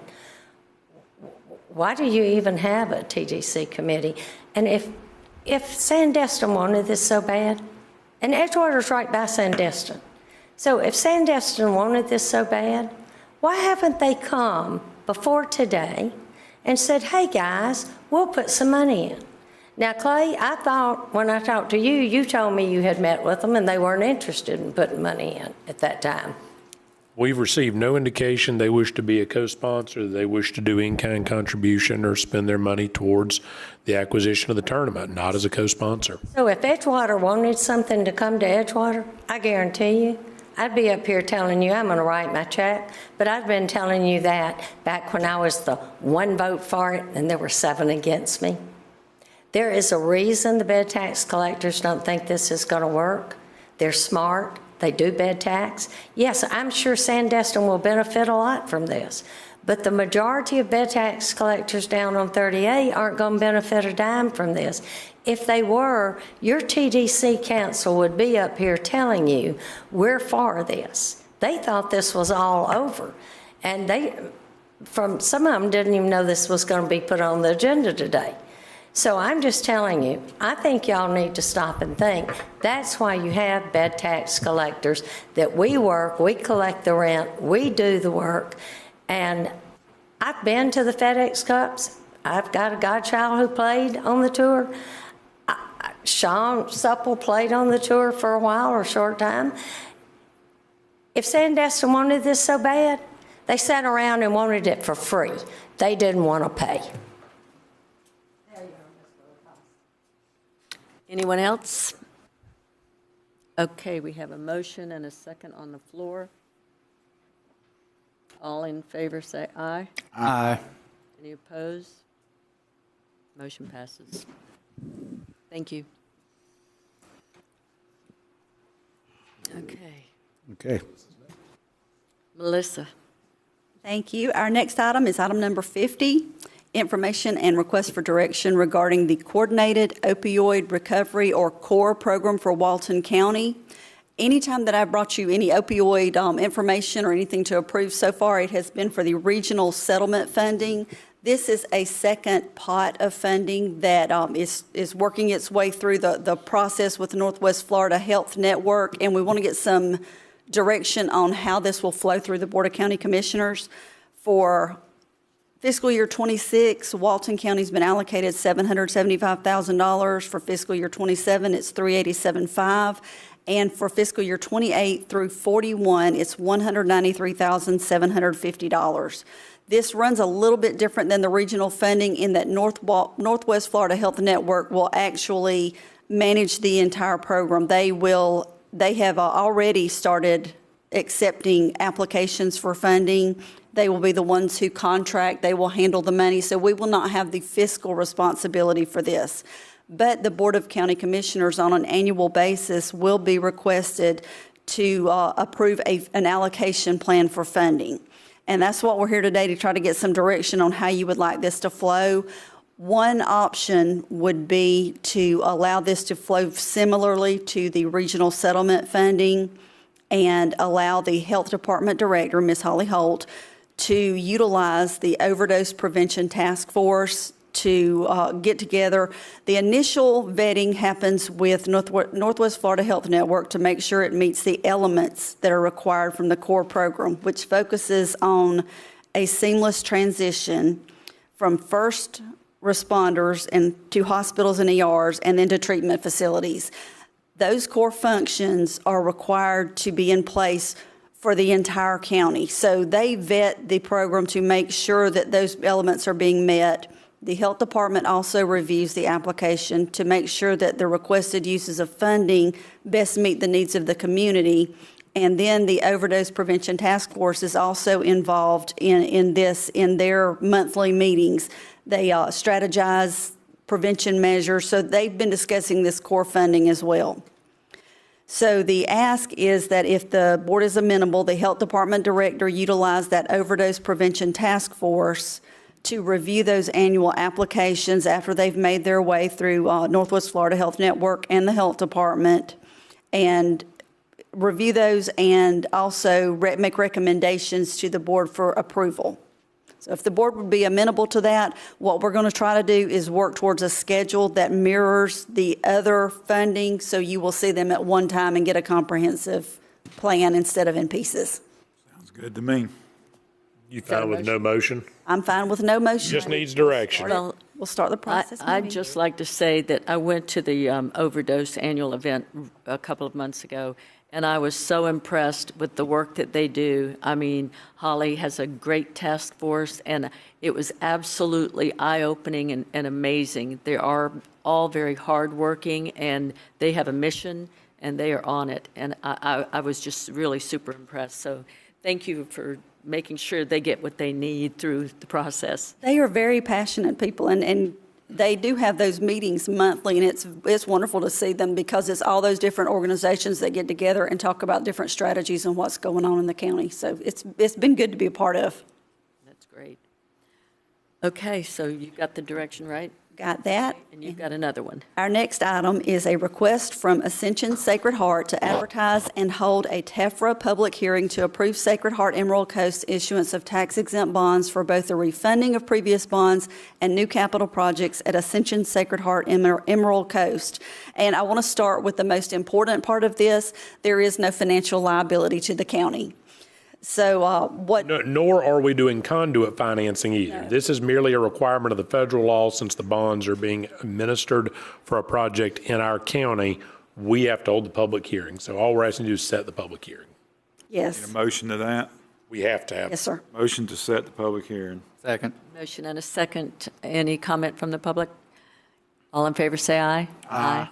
Motion passes. Thank you. Thank you. And I did not mention it in the body of this, but that will be scheduled for October the 28th at your next board meeting. Great. Thank you. Okay, Mr. Atkinson. Thank you, Madam Chair. First item is request to schedule and advertise a public hearing to consider an ordinance repealing and replacing Chapter 20 related traffic and motor vehicles. Motion to approve.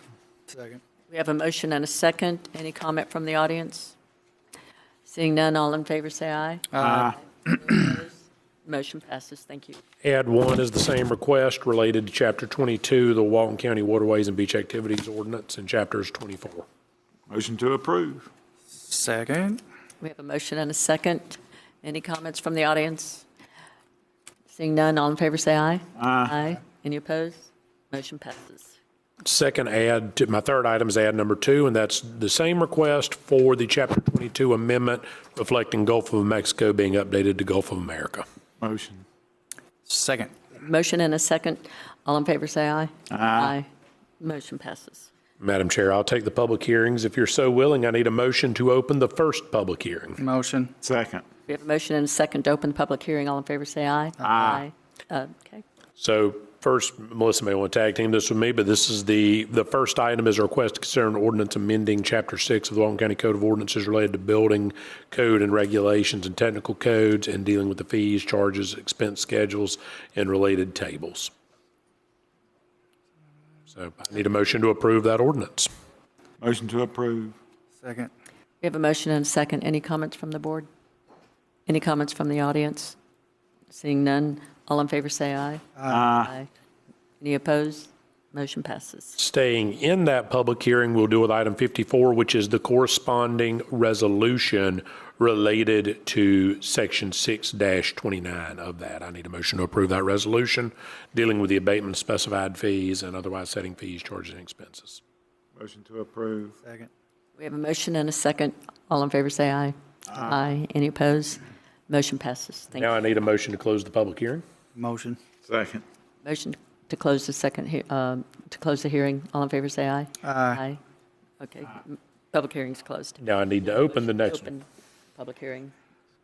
Need a motion to open public hearing. Open. Second. We have a motion and a second. All in favor say aye. Aye.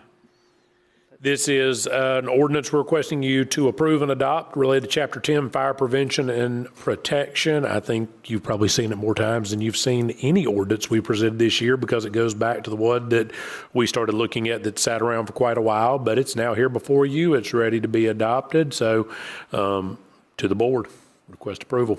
Motion. Second. We have a motion and a second. Any comments from the board? Any comments from the audience? Seeing none, all in favor say aye. Aye. Motion passes. Staying in the same public hearing, item 56 is the corresponding resolution related to section 10-42, 45, 47, and the remainder of that related to the fee schedules and fines. So if you could please approve that resolution now. Motion. Second. We have a motion and a second. All in favor say aye. Aye. Any opposed? Motion passes. Now we need a motion to close the public hearing. Motion to close the public hearing. Second. We have a motion and a second. All in favor say aye. Aye. Public hearing is closed. Thank you. That's all I have. Okay. Are we looking at a break down there? Or y'all two? You want? Were y'all looking for a break? No, you want to have a break for a second? No, it doesn't Yeah, it matter. wouldn't hurt. You want a break before you start? Yeah, I got it. Okay, we'll take a 5-minute break. I got to gear up, man.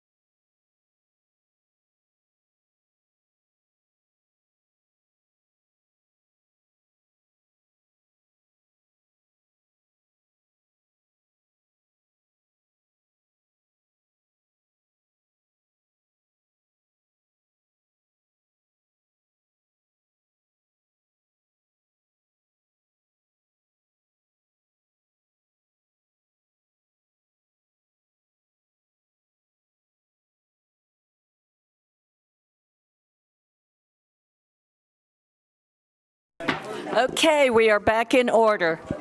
And first up now is Commissioner Curry. Thank you, Madam Chair.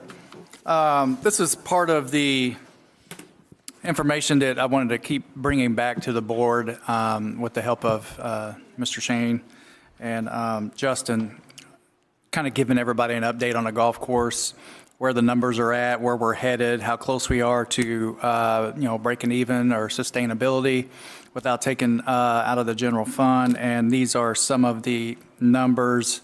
I'll kind of just name the summary. Let's see here. A good number here on the golf course breakdown. Expenses were cut by $326,000 so far in the first 9 months, and revenue is up $138,000. So that's a swing almost at $500,000 over the first 9 months. And just to put that in perspective, we're within $200,000 right now of breaking even on the golf course, which is a far cry from the previous 5-6 years. So outstanding job by Shane and his staff, number one. I do think we need a little bit of help on the restaurant and bar, and what I would like to do, and just for direction, I don't think I need a motion. I didn't have it last time, is to get with Brian, Melissa, Shane, Justin, anybody else that we had at that initial meeting prior to Brian's county administrator existence, and kind of just spitball and see what else we can come up with the restaurant and bar, because they are, at the first 9 months, it looks like you may proceed being in the red the most over since its existence. I mean, you're at $344,000 right now in the red. So I think that would be a great start if Melissa's open to that and Brian's open to that. Shane, Justin, if you guys are open to that, I think that would be a good idea. Look at what we've done 9 months ago when we started this and where we're at with the golf course. I think we just recently did something with the restaurant. We got to tweak it a little bit one way or the other to see if we can get that red towards the black like we did with the golf course. So I did also want to let Shane, I don't want to take his thunder, but you got something with the, was that Perfect in Walton? Yes, sir. Shane Supple, Park and Rec Director, for the record. Yes, sir. We first I want to thank the staff for all the hard work they've done, and also we're just so blessed to live in a county. We have so many people coming into our area that want to recreate. I mean, obviously we worked hard at it. We're just trying to keep up with it basically, but we have so many new people. Every time I turn around, I see somebody out there that I've never seen before in my life. So it's a good indication of we're really blessed to live in an area where people want to come to. So I want to give thanks for that. But yes, I got notice from the TDC that we are in the final 3 for the favorite golf course, best golf course in the Perfect Awards for 2025. So we're excited, really excited about that. So that's an excellent achievement. Thank you. Great job, Shane. How's the rounds doing out there? I see we're. So this budget year, we did 37,722 rounds, which is up 3,500 rounds from last year, which was up 3,000 rounds from the previous year. So 37,722 rounds. You're averaging 110 or 15 a day. Just a couple of years ago, 120 was our record, but we did 224 rounds on Labor Day this year. So, and I think we're within 5 to 10%. If we sit down at that round table, Melissa can sharpen her pencil at it and see what percentage maybe we can. I'd like to do or get on paper whatever we're going to do so we can start January 1 if we're going to do anything. If we're within $200,000 or 100, we still got 3 months left, so it might be within $150,000, who knows? We're extremely close. So, if we could do another, maybe a 5% increase somewhere or whatever to make up that difference. I don't want the golf course making money per se. I just want it to sustain itself. And if it can make any kind of money, that would just go right back to the golf course. So you don't have to come out of the general fund for a new tractor, a new widget, whatever. Sure. So that's just my personal goals. I don't know if it's everybody else's, but the bottom line, I'd love for it just to sustain itself so it's not grabbing out of the general fund. Right. That's my personal goal. Sure, yes, sir. Memberships are, looks like they're up by, 88 members from January, so. We're at right at 500 even. That fluctuates. I anticipate the next few months it going up because the snowbirds are starting to come into town, so it'll probably go up 25 or 30, maybe more. Eglin is actually closing their course down. They're going to do, I think, a small renovation on it, but in that meantime, we're starting to see influx from Eglin members are coming to start enjoying. So. It looks like you've added, you got some front desk revenues now that I haven't seen previously, so that's. To start, you mentioned the food and beverage. We're just starting to tweak that and start going the other direction with it and get a clear vision on what we want to do. But we added in the pro shop, we added a glass refrigerator where we can sell beer and pre-made sandwiches and stuff like that. And all our staff got certified to sell beer. So we just started doing that, and that seems to be a really good alternative to when we can close the restaurant and save some overhead there, but still have food and beverage. Right. Like I said, when we sit down at the table, I think spitballing with Brian and everybody, just to just fine tune that at the end, and then, hell, I'll leave y'all alone. All right, sounds good. I think that's all I got. You got anything else to say? No, sir. Thank you. Thank you, guys. You appreciate Thanks. it. Appreciate you too, Justin. Thank you. See here, my next item.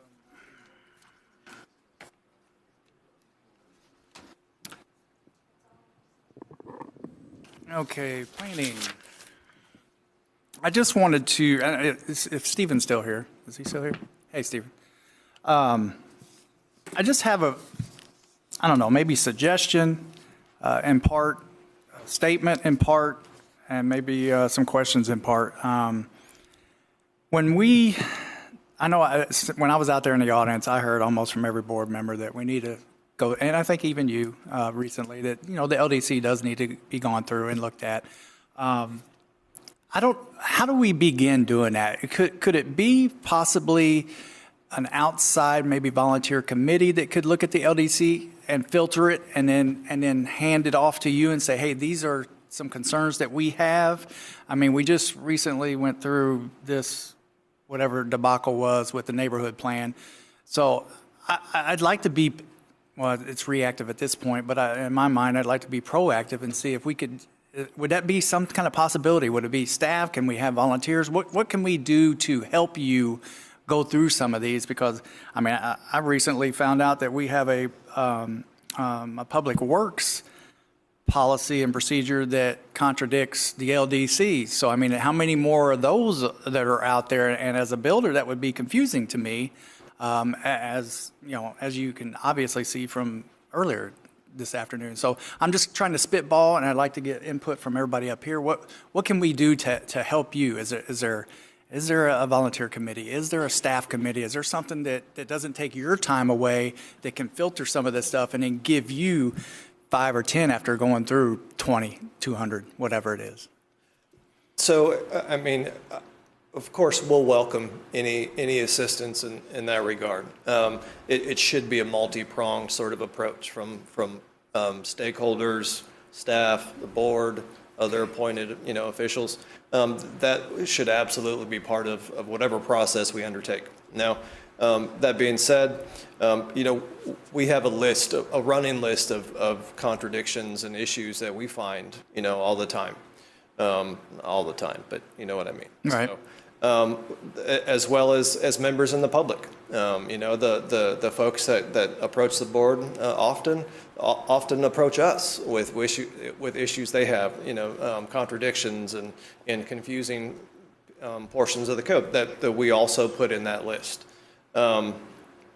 I will just add that we did just go through the EAR process, so we will be amending the comprehensive plan, which will lead directly into amending the LDC, where all of these things that we've been building up and hearing about will play into those amendments 100%. So The DPZ work, right? That's right. Yeah, the EAR, the DPZ work. Yes, ma'am. So, you know, we're moving in that direction. I know it's been a long time coming in many ways. You know, we've been kind of piecemealing these things as things come up, especially statutorily.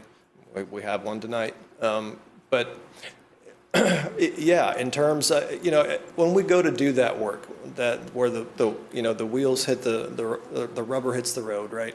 We will be putting it out to a public workshop and going through a robust process in that respect. But any suggestions that the board has, of course, you know, we'll listen to them and do what you guys think is the right thing to do. And, you know, I guess I could ask this outside this meeting, but while we're on the point, if it's kind of counterintuitive that you have a policy and procedure that contradicts the LDC, but then I even went even further and I'm like, okay, well, let's just say you had to get a permit from the LDC. Who in the LDC, or how does that get on your final DO or your hey, it's all done, I'm ready to move into my house? Who does someone come out from LDC? Who comes out to sign off on that order? Is there on a permit? So we have development order inspectors that are also stormwater inspectors. Now, in terms of a BPR, I mean, obviously, Billy has inspectors that inspect the state standards. Now, we don't have an inspector that would go out and do a site inspection for every BPR.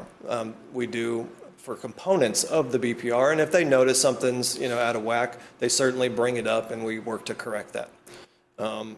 In terms of the confusion between, and I'm assuming you're speaking about the driveway connection width, right? So the code is very clear that it's 20 foot at the connection of the right-of-way of a public right-of-way. And Public Works, you know, toes that line, but adds that flaring because it's important for your turn radii and things like that. So I just think that was something that Public Works recognized when they were, you know, reviewing driveway connections, that planning staff didn't necessarily consider when creating that language. So there is a bit of divorce there in some respects, but well, and then some of it, I mean, because I'm racking my head, I'm going through all this every day, and I see like there's no when it says connection. To me, connection means when two entities meet or two things meet. It doesn't say, you know, it has to be 10 feet during or concurrent with the county easement, or it doesn't say 3 feet off of the connection. It says at the connect. So I just think there's some verbiage maybe that, and that's kind of minute, but you know what? If we're going to go through it all, let's go through it all and fix everything. So there's no question. You know, and I watch the ZBA meetings, I watch the planning meetings. I mean, there's gray areas in a lot of places, and you know, I hate when I see director determination, because to me those are red flags saying we should have that where there's no director determination. Absolutely. I mean, in some cases you maybe, but not as much as we have. Yep. You know, so I don't know. I just wanted to see if we could spitball some, you know, and I don't want to take any more time because you're a busy man. You have a lot of staff. So I had one person suggest to me, how about a committee? I don't care if it's, you know, a volunteer committee to put together. And they just say, hey, take these 10 codes, see what you find in them, and send them back to you or Brian and say, hey, can you look into these? Instead of you looking at all 10, let's have a little committee. You know, eventually you probably need to look at all 10, but let's have a committee that filters out some of them, and you're only looking at 1 or 2. Sure. So I didn't know if that was a possibility. Yeah. So I'm asking. You know, when we go through this effort, you know, every portion of that code will be reviewed in some manner. There is absolutely a ton of merit in what you said, both in the gray area. It's not just difficult on applicants and property owners, it's difficult on staff. Right. So, yeah, I'm in 100% agreement there. And in terms of some sort of committee or something at the board, yeah, we would welcome that. It would certainly, you know, allow for our resources to be better used in that respect. I'd love to get with you and Brian and maybe discuss that further, maybe put something, I mean, not a whole day or anything, but just, a few minutes of your time, if you wouldn't mind, and maybe we can put something down. Absolutely. Is that okay? Did DPZ recognize a lot of the inconsistencies between the land development code and the comp plan? So they did certainly mention it. That was a part of about every conversation we had, that there were some issues there. But did they identify them? Did they put them in their report? Or? Well, no, their scope was limited to the comprehensive plan, but, going through that work, when they recognized something, they're like, hey, there's something here, and yeah, we added it to the list if it already wasn't there. We do recognize there's some inconsistencies between the documents, and we always, fall on the comprehensive plan in those instances, because that's the controlling document. So, yeah, they were aware. They made us aware of a few that we weren't aware of. So. Do you have any plans to have AI involved in? 100%. That's already been done. I've been working with some internal staff that are very knowledgeable in that way, and we've been trying to pump in chapters and just, directing the AI to how can you make this a third grade level, something that can just be, easily seen and easily interpreted, and so there's not this, these issues that arise. So we're going through that process. We're working with our SwiftGov partners, and I have conversations with Sabrina weekly on our BPR process, as well as other things they can do to help the department and the county. Wonderful. They're really good. Yep. That's good. At least you're getting there. Absolutely. Getting there. Yeah. So. And I know everybody wants it to be faster. I do too. But we got probably more than anybody else, right? Yes, ma'am. But yeah, every day we're making strides, or trying to. So. Perfect. Thank you, Stephen. You're welcome. You got another one? Mine are easy. Last one. He's already coming up here. I talked with Brian a little bit, and I had some people, you guys are fast this time around. I don't have nothing to say negative. A couple of people asked me about some jobs, and I'm like, hey, you need to go to the site. There's a bunch of jobs coming up. We just went through the budget. And then I asked Brian, I'm like, Brian, where's all the jobs at? He's like, we already got them filled. So, I do want to applaud you on that. But I would like to suggest, I don't know if it's every quarter, me and Brian talked a little bit about it, but maybe give us an update on who we've lost, who we've gained, just something short and sweet that, maybe through each department, hey, Public Works is fine, they're zeroed out, they're not looking for nobody, whatever the case may be. We're up 2, down 3, just something to I don't know, just kind of keep us in the loop, that's all. No, that sounds good. Well, let me start with this. I want to pass out just kind of a summary of the departments. I'll give you the highlights. All right, awesome.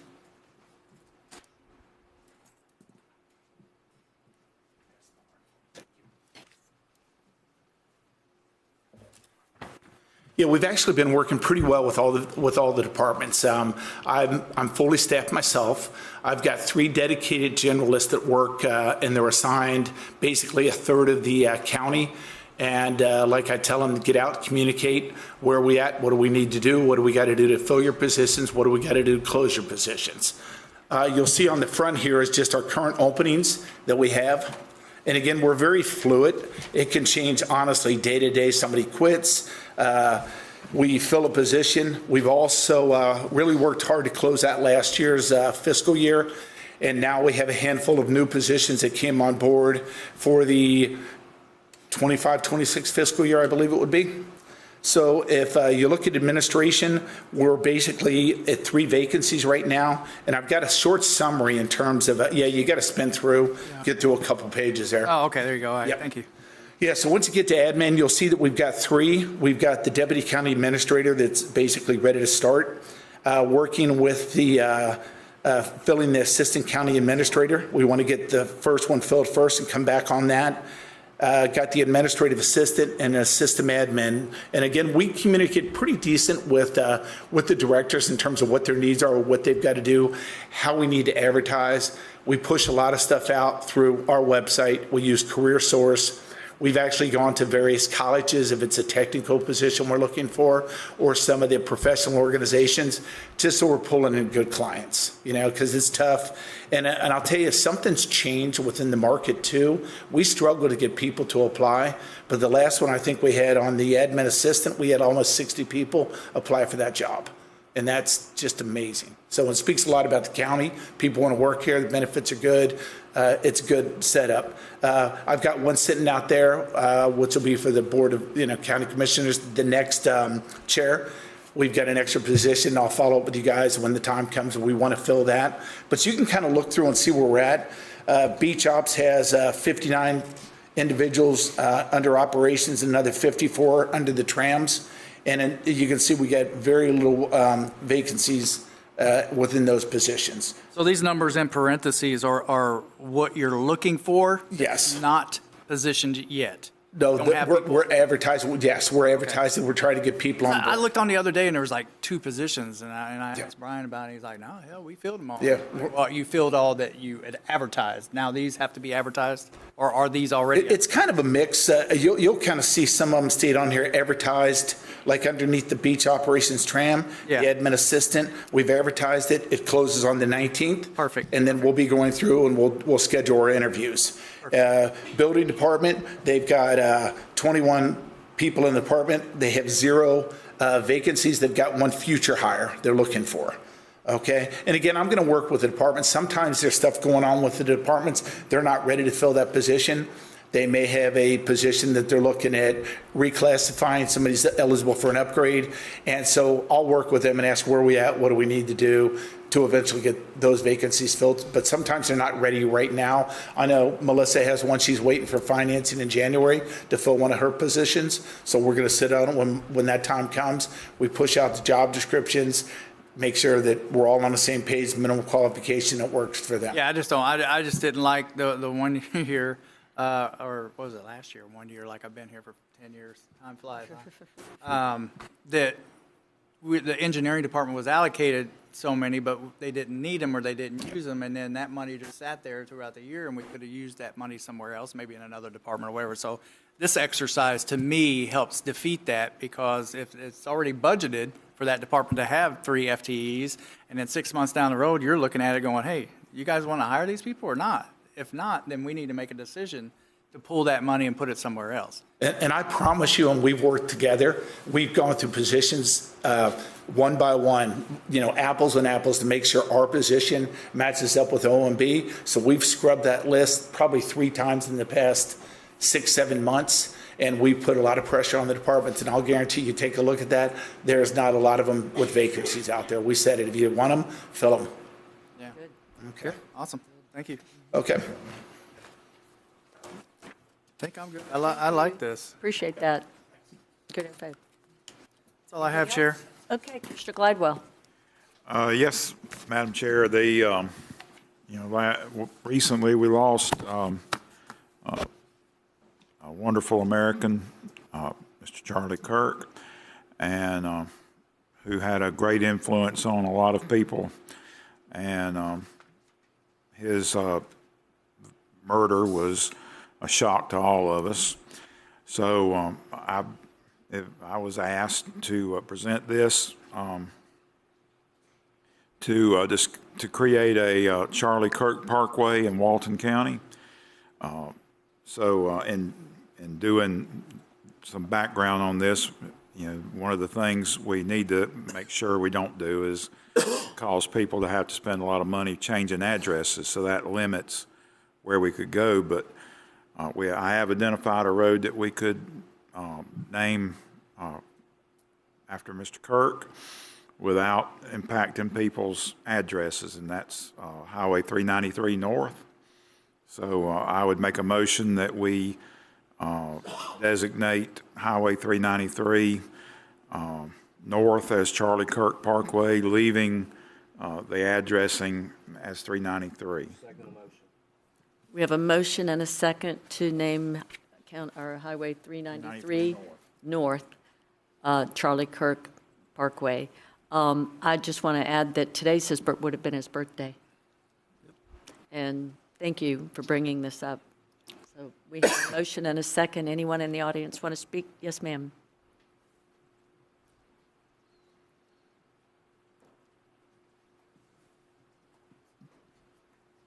Melissa Forberg, Forberg.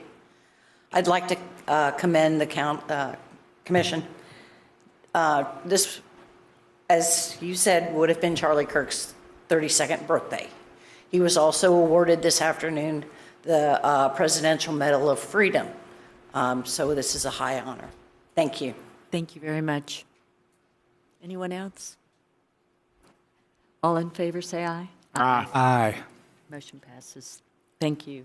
Thank you for bringing that up. That's all I have, Madam Chair. Commissioner Drake, I'm sorry? When Mr. Wright gets me some signs made. 61 has already gone, so do you want to take 62? Yeah, I think it's self-explanatory. Melissa, who would take that up? We can work with Terry's group. Here he comes. He's on it today. Hello, sir. Yes, I'm right with you. One of the things I looked at when we came on board, the first would be our insurance. That's a big item for the county, and that would be your health insurance. And so we pretty much have that situated and almost working as well as it can be. We had a few kinks with the ID cards and stuff like that, but overall good. Second one would be your property and casualty and your workers' comp. I can't tell you the last time we went out for an RFP, but I think it's time. So we've already kind of started working with Cody, putting the information together, and ideally we'll release something out and working with the purchasing department sometime in January, and then we'll see what we can do to bring in some offers and bids for our insurance. Okay? Great, thank you. Anything else, Commissioner Drake? No? Okay. The only thing I had is, I feel like we left our Economic Development Alliance, it's kind of hanging, and I feel like we haven't made any decisions that I'm aware of on what to do with this other than pulling back a little bit of money. But I'm wondering what it would look like for the county to take that position. And I wasn't actually for this one initially, but seeing that there's so much going on around the counties beside us on, Bay County and Okaloosa County, there's a lot of activity, a lot of businesses being brought in and everything, and we don't seem to be bringing in a whole lot. And I think that we need to, and I would like to see somebody that's really aggressive and really fine-tuned in that area, somebody that knows how to do this kind of work, who knows how to go out and find business and bring the business to this county, because if I've heard once, I've heard 100 times, our children don't have anything to do when they graduate. They have to go somewhere else to get a good paying job. And so it's really past time that we find some businesses to bring here. And with everything going on in the world, there's a lot of things coming back to the United States and a lot of things moving from certain places in the United States that want to move to Florida, Texas, and other areas. So I just feel like it's an opportunity for us to really determine how we want to proceed with this. Do we want somebody in the county to handle this job, or do we want to continue being a part of the Economic Development Council?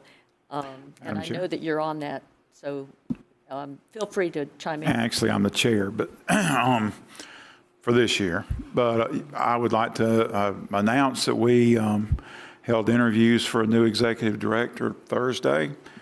We picked a candidate. He is highly qualified, both in the business world and government and education-wise. He's got a master's degree in engineering. He's built businesses. He's working for arguably one of the top 3 businesses in the county. And he's worked in the legislature. So Mr. Adkisson is currently negotiating with Mr. Henderson. Kevin Henderson is his name. And hopefully we'll have a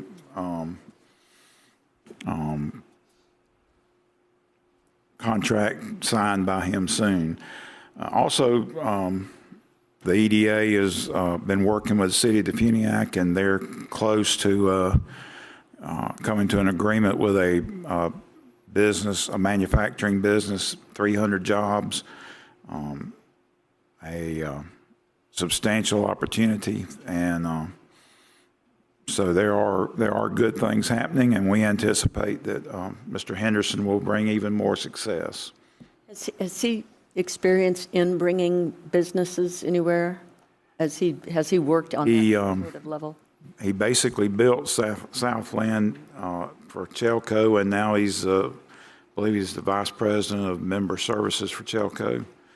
And he was an aide to certain representative. A legislator. A legislator. And I'll Okay, well. And he's got a master's degree in engineering, so. As long as he's qualified, he fits the criteria that's He got a needed. unanimous vote from the board, we had, I mean, he did very well in his interview. I don't know, would this be a question I could ask? I mean, what do you think, Commissioner Drake, since he worked for you? Do you have any insight on? I can't say anything but positives. Nothing but positives? Yeah, okay. Excellent. Just wanted to make sure. To go back to your question, Freeport is doing outstanding at their own economic development. All you got to do is drive through Freeport, trust me.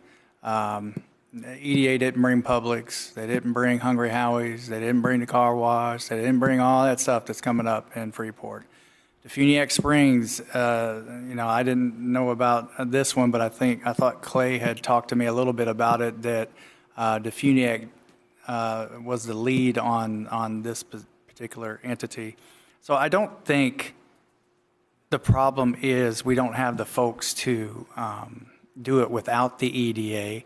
I think it's a good way to look into it. If we could hire our own, it would save us a little bit of money, and then the municipalities would not have to contribute because it's mostly funded by the government agencies. One or two of them, I don't think, do any kind of monetary value. It is using their facilities or whatever the case may be. So you got, last year we paid $480, and between Defuniak and Freeport, it was pushing over $500,000.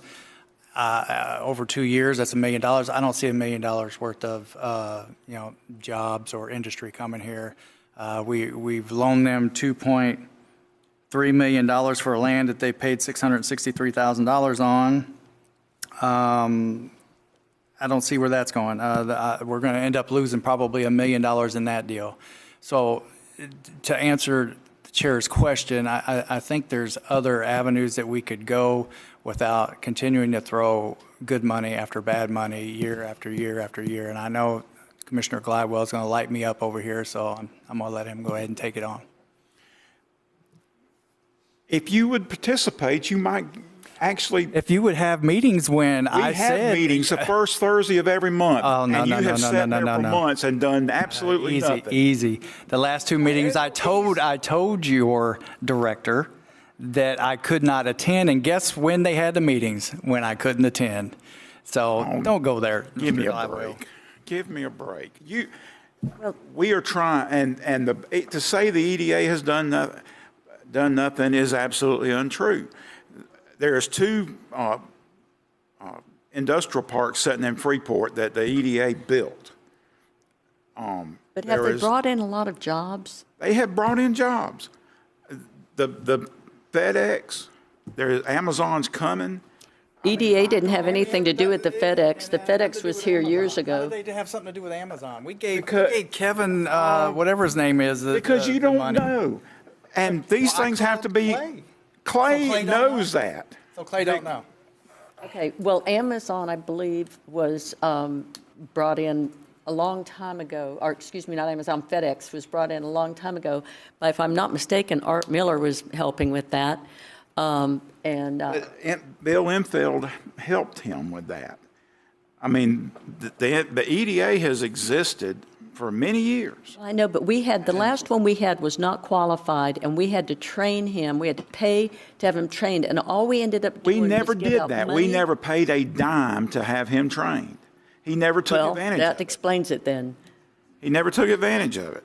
And, I don't want to talk about the past, but we're trying to move on to the future. And constant negative and constant criticism is not the way to build an organization. It's not. What I'm doing is I'm trying to make sure that we spend, well, I understand, but I'm trying to make sure that if we're going to be spending $500,000 for something, that we have somebody in the position that's really qualified to do exactly what that position is for. We're trying. I mean, and the beauty of it is the county isn't responsible for his employment stuff one way or the other. I mean, we don't pay his retirement. We don't pay his insurance. The EDA We pay it a lot. We paid a lot. EDA pays that. Well, Yeah, we but we're pay the first in, EDA. first out, from what Clay said. I mean, they spend the government money before they spend the private money, so technically we do pay for everything. And to be frank, I was the one who made the motion to sweep some of that money back. So, I mean, it's not like I'm an apologist for the EDA. That's not my position or my job. Well, but I am supportive of the organizations I'm a part of. And I think that's fair. I think that's a fair statement. Well, I'm supportive too, as long as there's some productivity out of it. If there's no if there's no productivity out of it, then no, I'm not supportive of it. If I continue to throw bad money after good money, then it's full on me. We're not throwing bad money after good money. Well, we feel.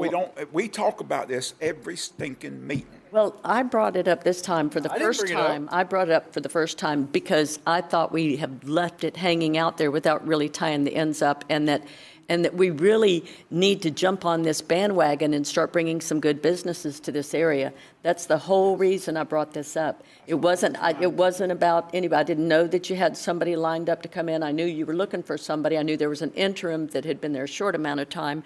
And I just don't want the county to have to pay for somebody that's not qualified for the job. Well, we emphasize qualifications this time. So he is. Let's give it a shot then and see what happens, and we can readdress it at another time. So to answer your question, we'll just keep writing the checks. Not for long. There's only one other thing, and I didn't have it on the agenda, but I thought it was interesting piece of news that just came out lately, and I thought because of all the emails I get about people that drive terrible and speed and everything else, that I'd share it with you. HB 351 creates a new statute, Section 316.1922, Florida statute titled Dangerous Excessive Speeding. And under that statute, a person commits dangerous excessive speeding if they either drive in excess of the posted speed limit by 50 miles an hour or more, or if they drive 100 miles per hour or more in a way that endangers persons or property or interferes with traffic. And this is a Florida statute, and it says that the first conviction is up to 30 days in jail or a fine up to $500 or both. Second, subsequent conviction within 5 years, up to 90 days in jail or a fine up to $1,000 or both. Also, revocation of driving privilege for at least 180 days. And I just thought that was interesting. I didn't know how many people knew about that, but I know that I hear that there are some cars that go in excess of 100 miles an hour on some of our roads. And so now that this is a Florida statute, I think they might want to rethink that. So, okay, public comments. Tabitha, come on up. But you have to explain what happened to your arm. Catch myself. Tabitha Howard, Howard. Actually, I received a phone call today at about 12:51. It says, "Hey, Miss Howard, this is Amanda Richards. We met back on May the 13th when we were talking about the access for Driftwood Road and at the county hearing, and we're having issues again." So I just recently, as soon as I received the message, when I was free enough, I stepped out, I gave her a call, and apparently she wasn't sure exactly who it was back there in Driftwood. They're back there right now, they're doing some road work or something, and it's taking the homeowners a little over an hour just to leave to leave Driftwood right now. And that's just concerning for lots of people because, you know, she was talking about, you know, during the hurricanes and stuff like that, when they get locked in.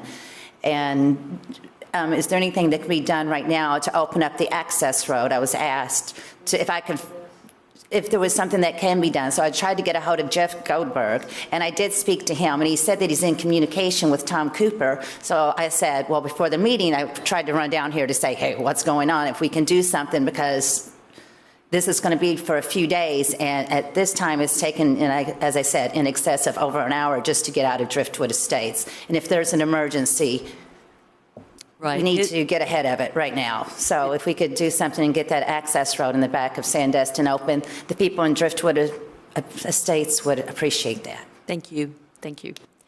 Todd?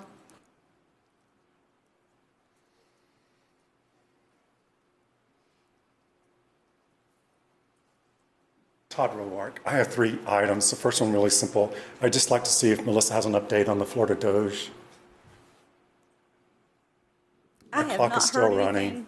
I do not have anything that I've heard from them lately, but I'd be happy to reach out to them, and that way I could bring back any information I can get. Okay, thank you. I appreciate that. The second thing is, you know, I'm going to go on this audit thing. Today is just another example of why we need an audit, and I know that Brian was meeting with Stephen and others in the planning department as an example. But we have to have an audit because I'm just going to tell you, I have gone through 8 transcripts and 2 the county lawsuit and the federal lawsuit for the horsepower pavilion. I've read those things 25 times. I know the transcripts by heart. I know what was said in those transcripts.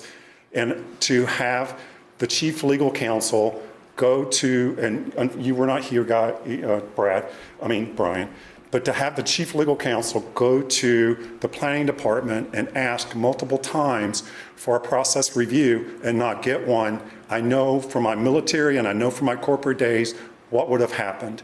And that's disgraceful. I cannot believe that Clay, and unfortunately he's not here, that he was able to maintain his cool, but he asked several times for a process review and never got one. So what was being hidden? So we have to have an audit. You guys are closing your eyes if you don't do an audit. I will not let it die. I don't care. You can vote on it 1,000 times. I'm not going to let it go. I'm just not. It's just, I've read those transcripts. I know what's in those transcripts.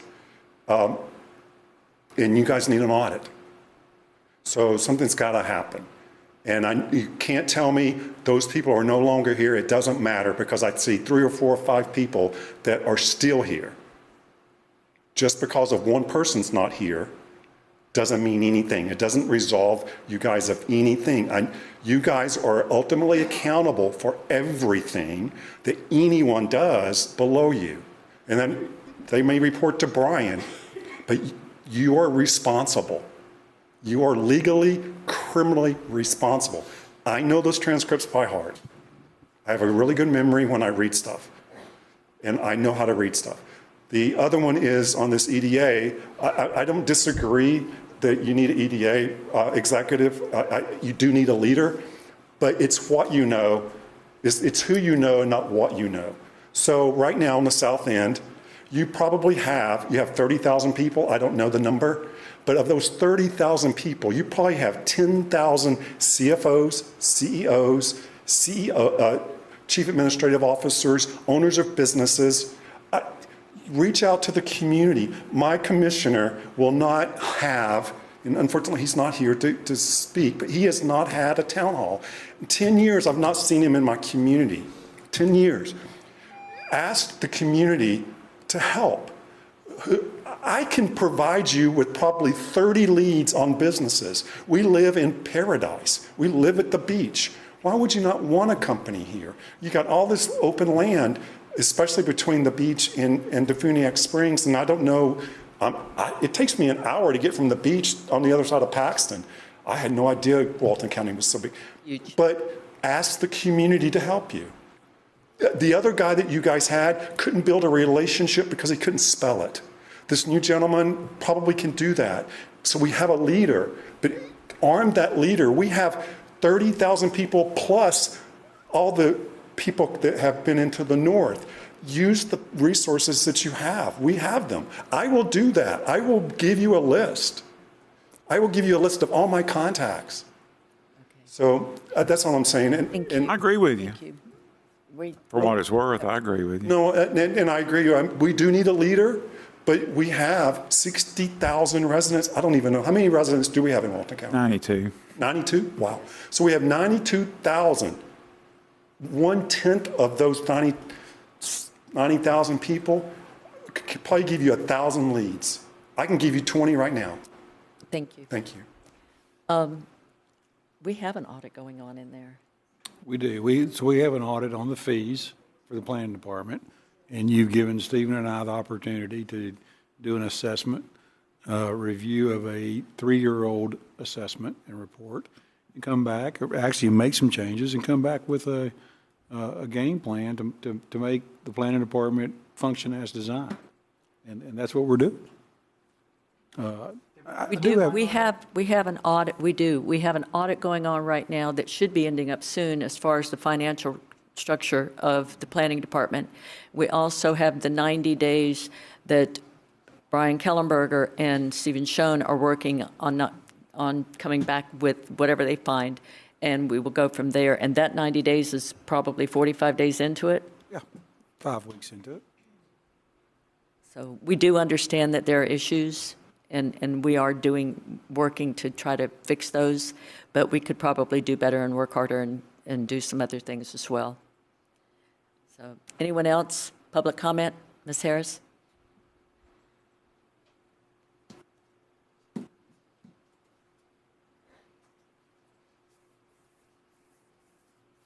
I just heard one thing that I want to say. You want to listen to your board, Danny, on the EDA and get a really good director. And Todd Rourke says, we've got all these qualified people. Have any of you ever asked yourself why none of these smart people who run businesses, who are retired CFOs, don't ever run for office? Do you ever ask yourself that? Because some of them have, but they couldn't get anywhere because they didn't have smart people around them. Now, I'm going to tell you, when y'all talk about supporting the EDA board, you didn't even support your TDC board today.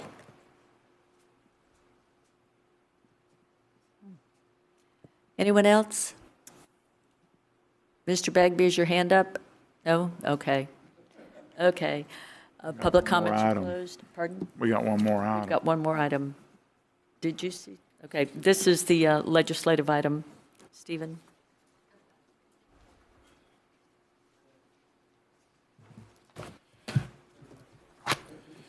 Good evening again, Stephen Schoen with the Planning Department. I do have one final item for you. This is the first reading of a proposed ordinance. Planning and Development Services staff has proposed substantive text amendments to Chapter 1, Sections 1.1103, 05, 1.1309, and 12 of the Walton County Land Development Code. The proposed amendments relate specifically to the approval process for plats and replats by changing the approval authority and creating a more robust preliminary plat process, while also reducing the final plat process in keeping with recent statutory changes. So I have provided for you a bit of a summary, as well as the proposed draft ordinance. I can certainly go through any component of this, and we can discuss it in detail. I can give you just a brief summary, however you'd like to proceed here. Well, this is basically, we as the board no longer sign these plats. That is the biggest component of this, right? Senate Bill 784, when signed by the governor, took that authority away from the board and gave it to the administrative authority, which you all voted to make Mr. Kellenberger that in a past meeting. So. Right. If there are any highlights that you want to speak to, that's fine, but you don't. Sure, sure. I'll just give you a brief kind of rundown. Right now, the code treats preliminary plats very loosely. It's really just kind of a side note for all intents and purposes. What this will do is require a preliminary plat, and it'll require it as part of either a development order application, where they will submit a preliminary plat with that staff can review and approve it. Once the development order is issued, a letter of consistency or something along those lines would be issued for the preliminary plat, or an applicant can come back as a separate alternative and just apply for a preliminary plat.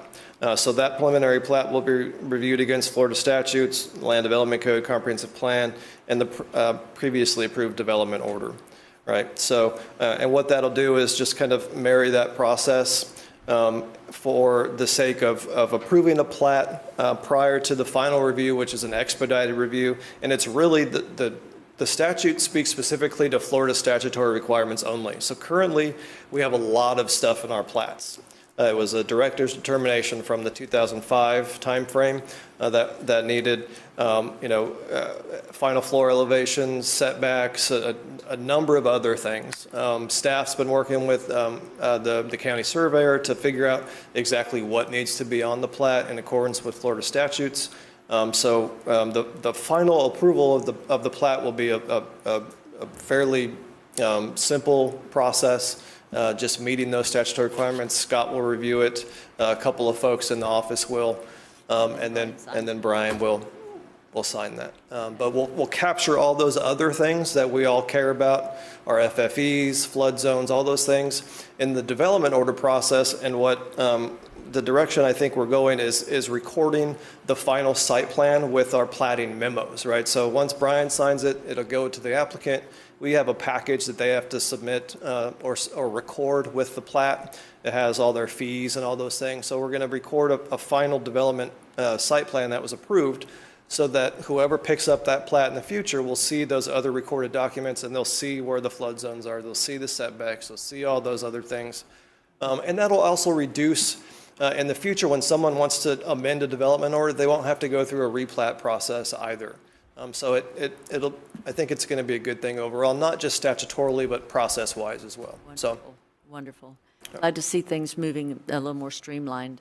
Yes, ma'am. That is absolutely a direction to have a very clear, concise process and get it done in accordance with the code as quickly as we can. Thank you very much. What do we need today? Pardon me? What do we need today? This is first reading. We need to set a second hearing, and a second adoption hearing is what we would need. That's correct. It's the first reading, so it actually needs to be set for adoption hearing. Were y'all looking to do that the next meeting or a different one? We're already moving headlong in this direction. If we need to put it off until the following month, that's fine. It doesn't matter. Well, We're bound by the state statute anyways. We have to do it regardless of what the code says. So this is just to put a bow on it. You need a motion to put it on the next meeting? Have y'all been able to advertise it yet? We have not advertised for the 23rd. I believe that there's 28. We have not. Do you have time to do all that? I think the deadline was actually Monday, yesterday for me. It would have been yesterday. Yeah. I didn't intend to expedite because, like I said, statutorily we're required to do these things anyways. So First meeting in November? we can make that work absolutely. So moved. I just got one question. There's nothing that we can change at all on this. This is just a formality, isn't it? I mean, certainly. No, if you see something in there that you want to amend, the only thing that's really required here statutorily is the approval authority, and then there's some time frames as far as our initial notice out to applicant. But other than that, some of that's it's really just process-wise that we determined was the appropriate way to handle. Yeah, so we're just going through the process. It's a Senate bill, so I mean, we can't change what's already voted on. Right. So, well, no, like I said, the preliminary plat process is not part of the statute, but it's a way that we determine we could capture all the important things and make sure that the final plat process is that expedited review. So, We have a motion and a second. All in favor, say aye. Aye. Motion passes. Thank you. Thank you very much. Appreciate it, Stephen. Motion to adjourn.